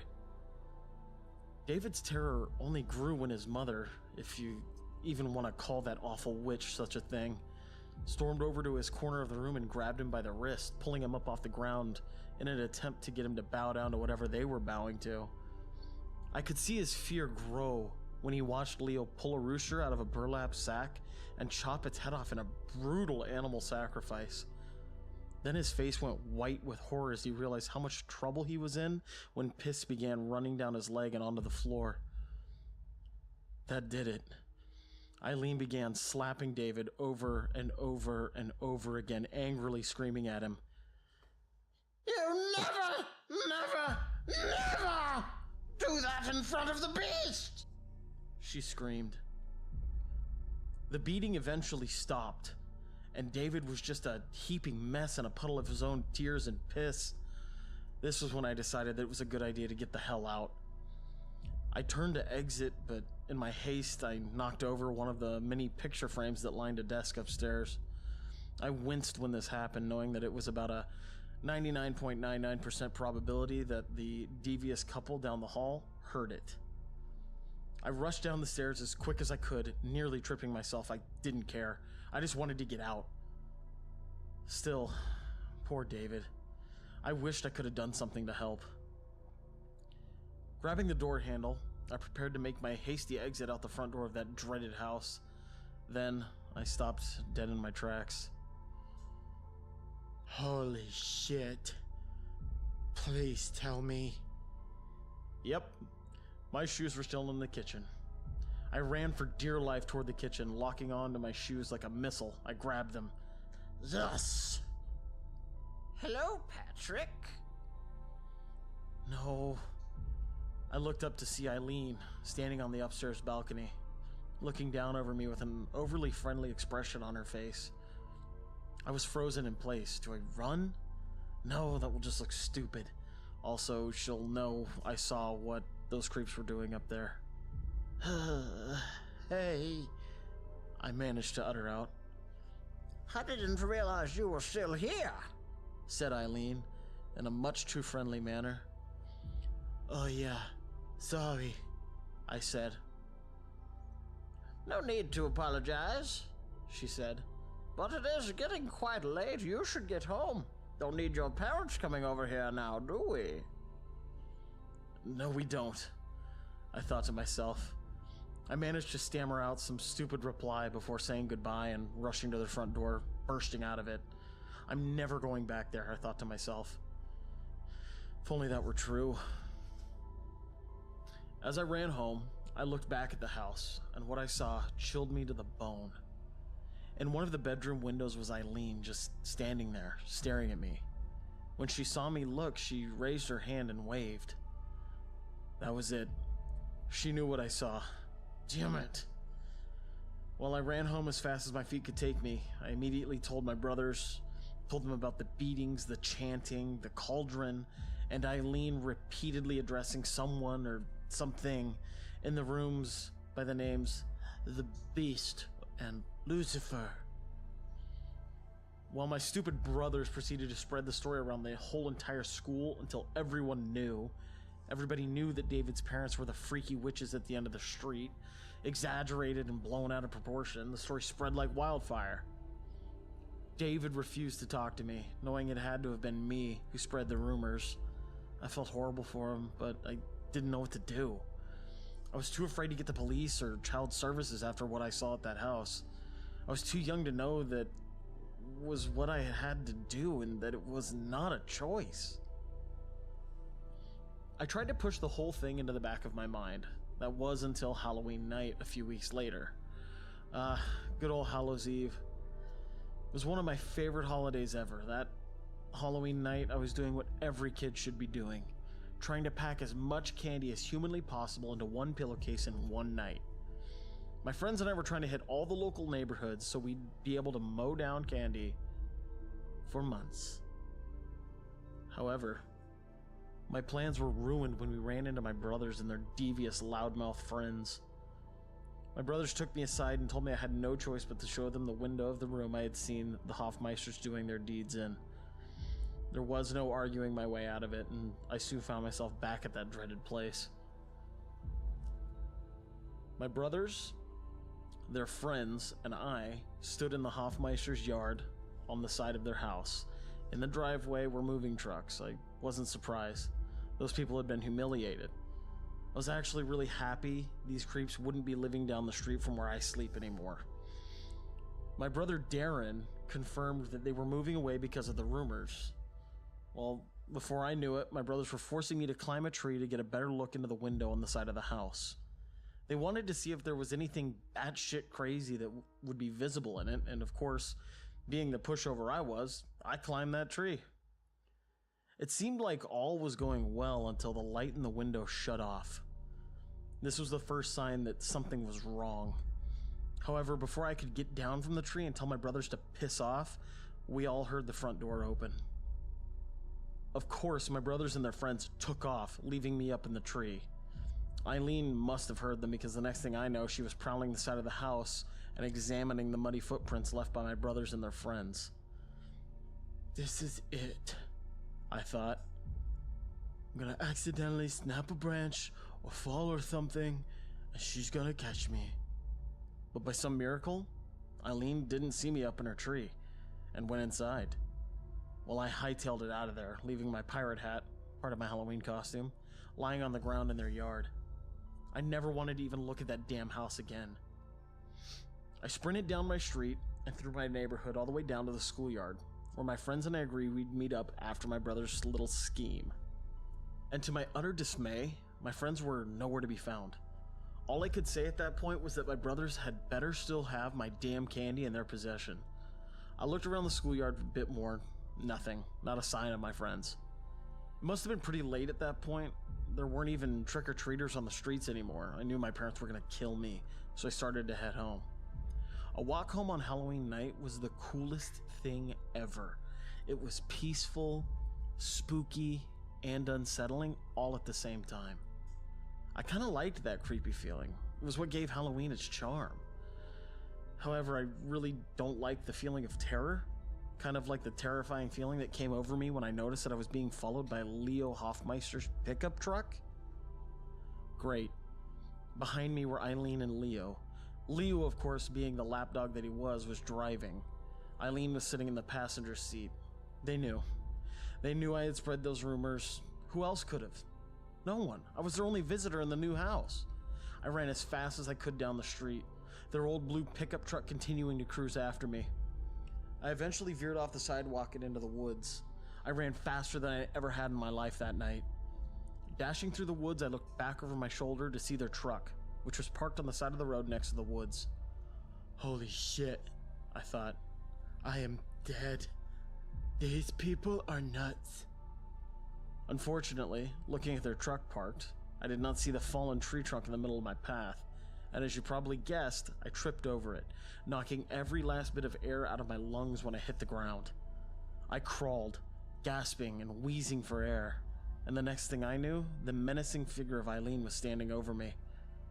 She looked so frightening in the moonlight, her gray, stringy hair being illuminated as the rest of her face remained dark and hidden. Even more frightening was when she held out my pirate hat and dropped it into my lap. Great. That was strike 2 for sticking my nose where it didn't belong, and somehow I got the feeling that I wasn't getting a third. Oh, Patrick, you took a nasty fall, sneered Eileen. Let us take you to our new house and take care of you there. We'll make you feel healed and new. I pleaded with her, telling her that I was fine and I needed to be home. Of course, she didn't listen. The witch clutched my wrists and dragged me out of the forest, over to their truck. I was dead meat. I was so freaking dead. Well, I would have been if it hadn't been for a passing neighbor who caught the two in the act of forcing me into their truck. Eileen and Leo managed to bullshit their way out of the situation before getting in their truck and quickly driving away, leaving me behind. I went home and told my parents about the entire ordeal. The cops were called, yet after several days of searching, they were stumped as to the location of the Hoffmeisters. According to them, they weren't at their old house, nor had they been to their new one. No record of apartments or hotel rooms were on file either. Those demon-worshipping, child-abusing scum had vanished off the grid. I was fine with that, and decided to try and get on with my life, hopefully never even having to think about the Hoffmeisters again.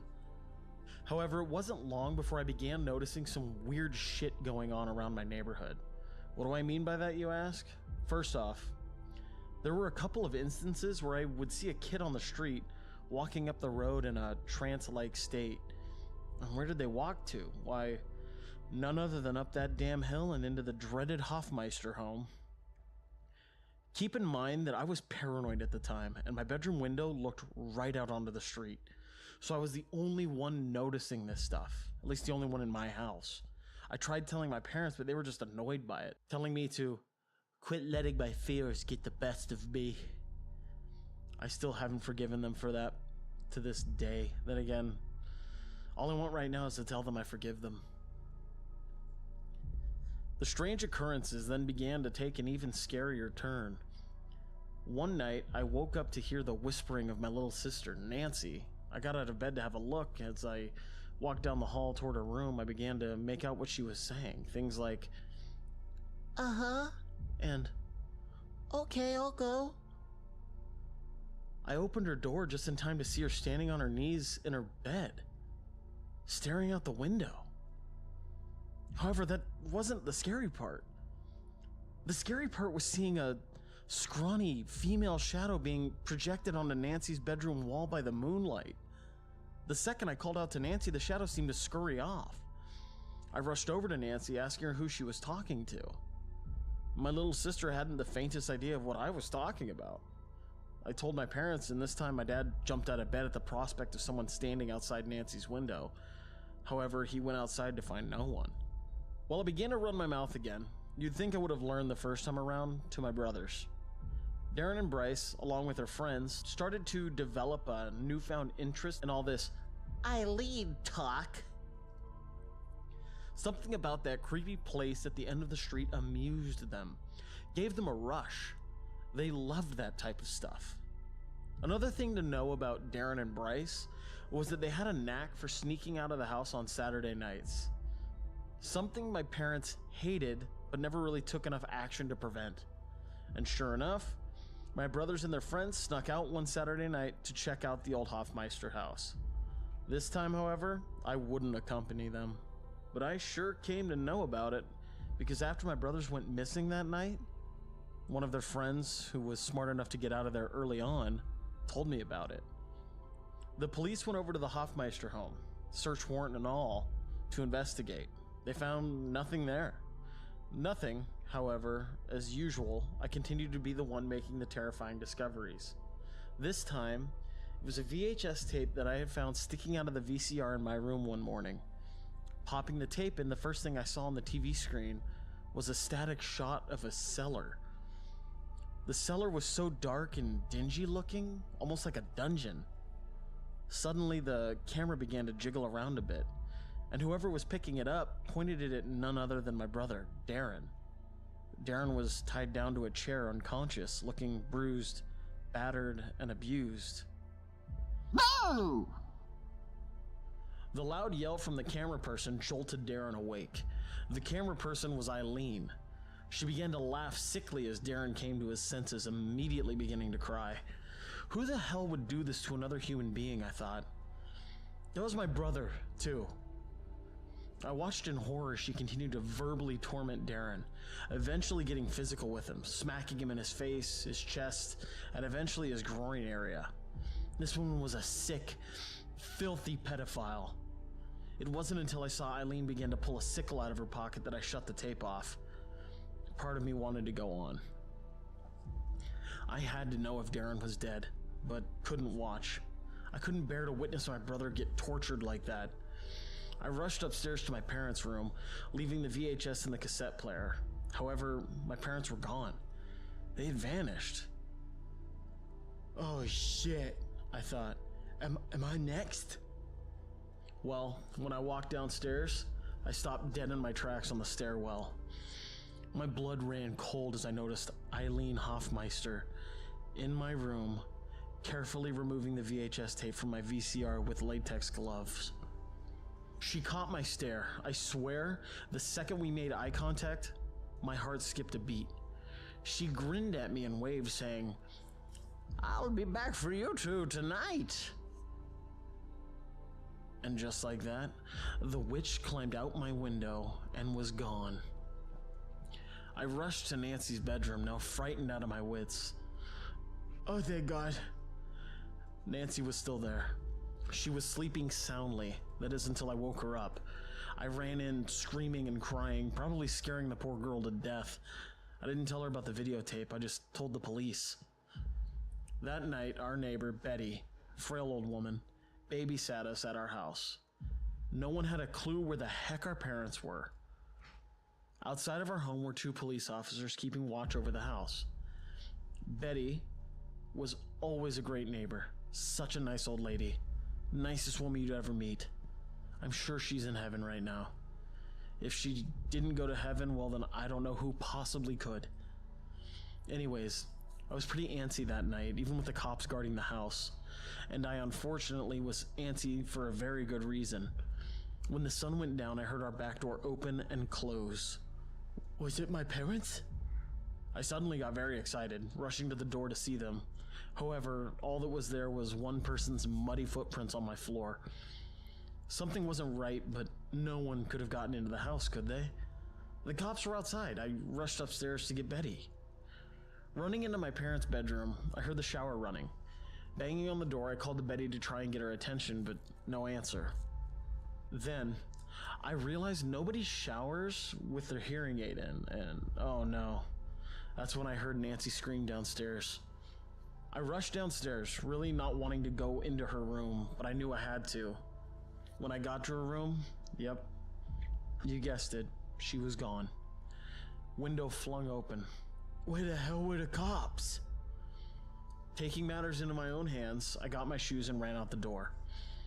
Running down the street, my eyes adjusted to the darkness just in time to see Nancy entering the forest. The same forest that lies next to the hill upon which the dreaded Hofmeister home sits. I called out to her, desperately, but she was in a trance, just like those other kids I had seen, but no one would believe me then. Mustering up every ounce of courage I had, I ran after Nancy as she disappeared into the darkness of the woods. I ran deep into the dark forest, my feet making loud crunching noises on the gravel path beneath me. Catching up to Nancy, I pleaded and begged her to come too. She couldn't snap out of it. I began pulling her away, but she continued to walk deeper into the woods. Then, to make matters worse, I spotted Eileen, who was about 30 to 40 feet down the path from us. I couldn't snap Nancy out of this damn trance. I'll never forget the way her eyes looked, hypnotized and dilated. It reminded me of the trance that the snake Ka from the Jungle Book put people in. Out of pure desperation, I reared back and slapped Nancy in the face, finally snapping her out of the trance. She had no idea what the hell was going on. She just knew to run from Eileen. Eileen immediately broke into a run after us. I'd never seen a woman in her 60s run that fast. Faster and faster we ran. We were getting away until Nancy's nightgown got caught on a tree branch. I tugged and tugged at her nightgown, desperately trying to free her. Eileen got closer and closer, snickering sickly under her breath. When Eileen got within about 15 feet of us, Nancy's gown finally tore away from that damn tree branch. We darted to the exit of the woods, rushing out onto the street. I looked back over my shoulder just in time to see Eileen turn around and disappear into the darkness of the woods. We looked around on the street trying to find the police car that was supposed to be guarding our house.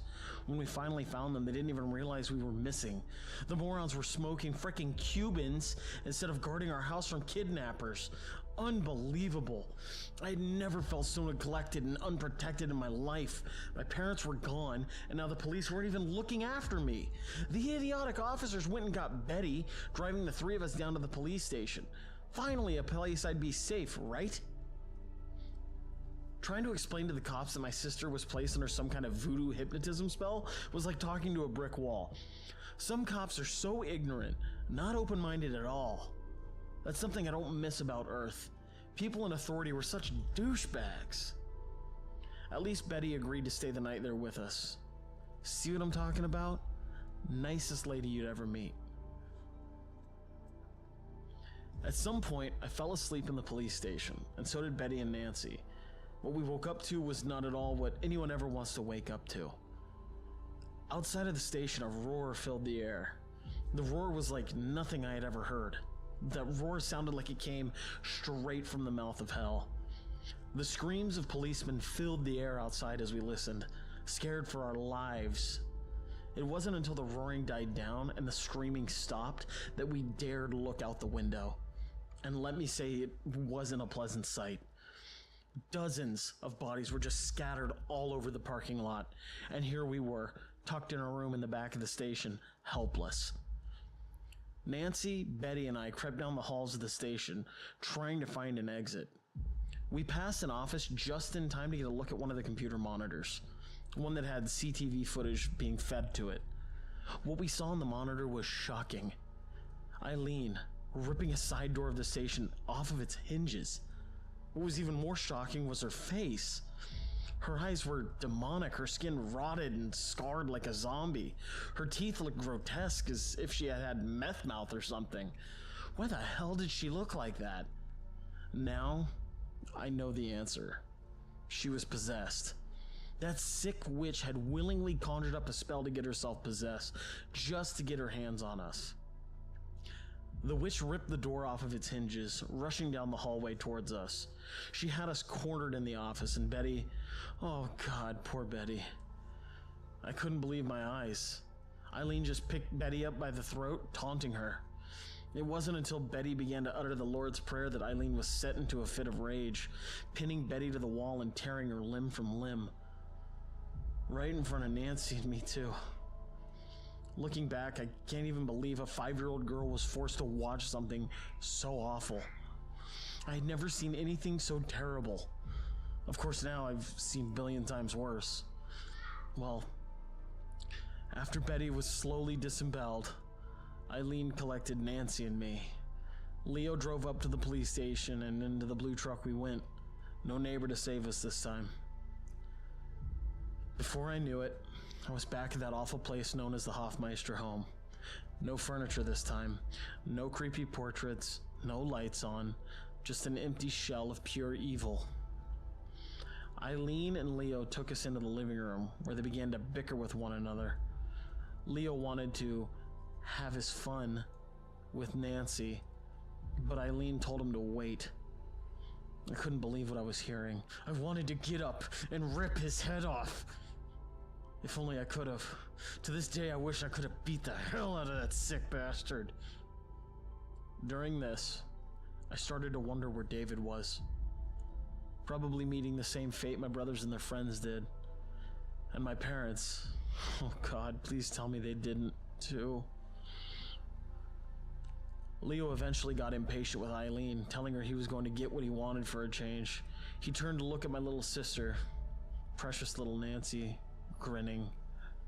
"Come here, sunshine," he exclaimed. The rotten creep threw himself upon Nancy. I rushed at him, attempting to stop him. All I accomplished was getting a backhand to the face. When Eileen intervened, telling him he needed to wait, she received a punch to the jaw. Well, that was a horrible idea on Leo's part. Did that moron forget his wife was possessed? Eileen grabbed Leo, picking him up by the back of his neck.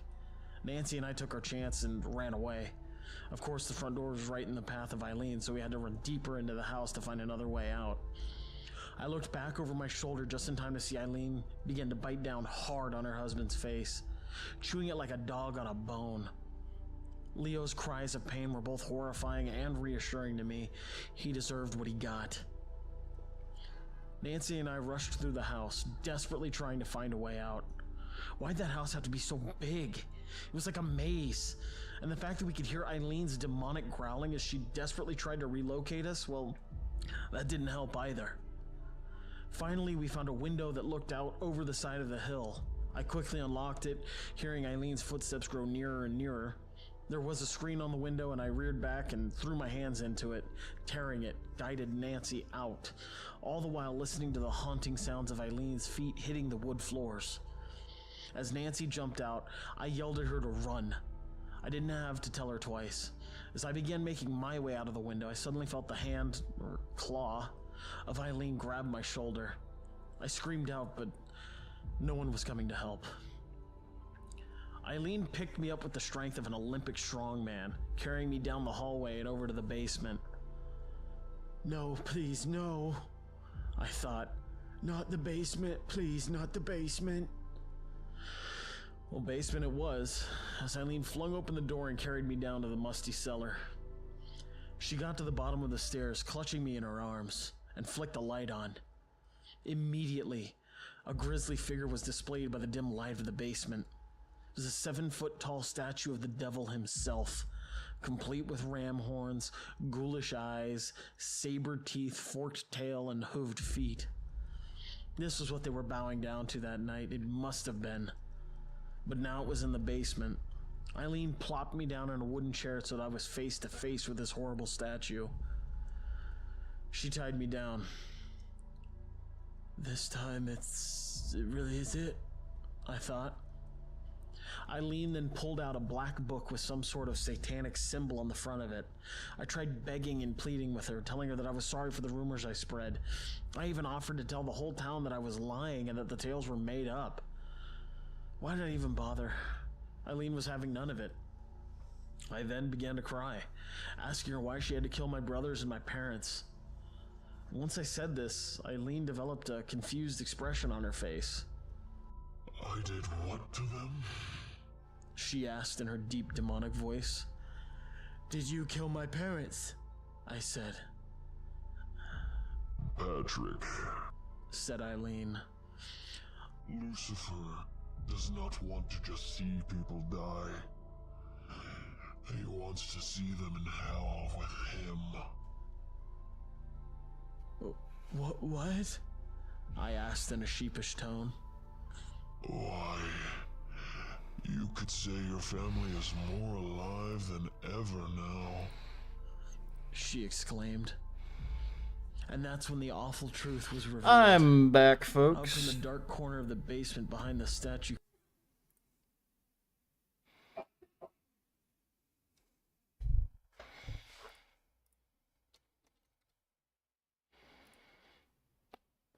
How has everybody been for that little last 45 minutes or so?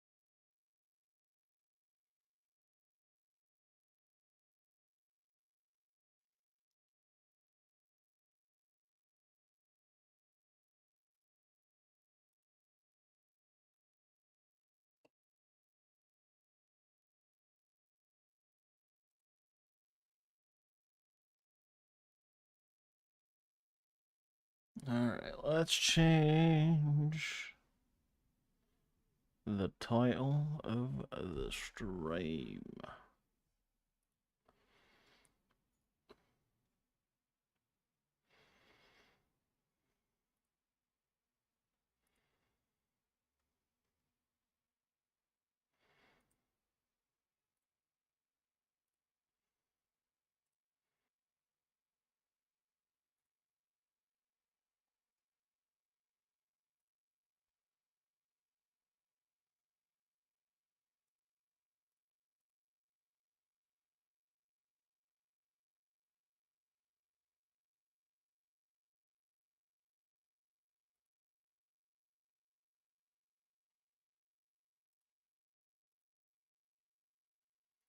Alright, we'll keep that going.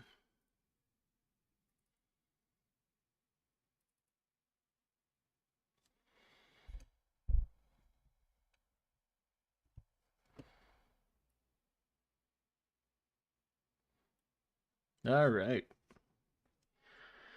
How's everybody doing? Now that we're back. I'm back. I don't have anywhere else to go tonight, so We're chilling. We are fucks and chilling, bros.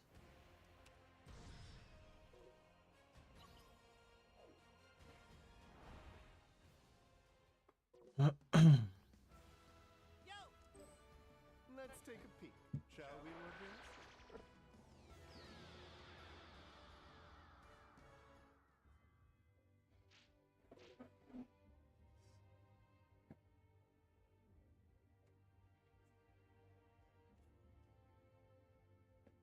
I think I'm going to change where I'm streaming, guys. So if you want to continue where we're at, I'm going to swap over to Twitch, twitch.tv/TechnicallyChris.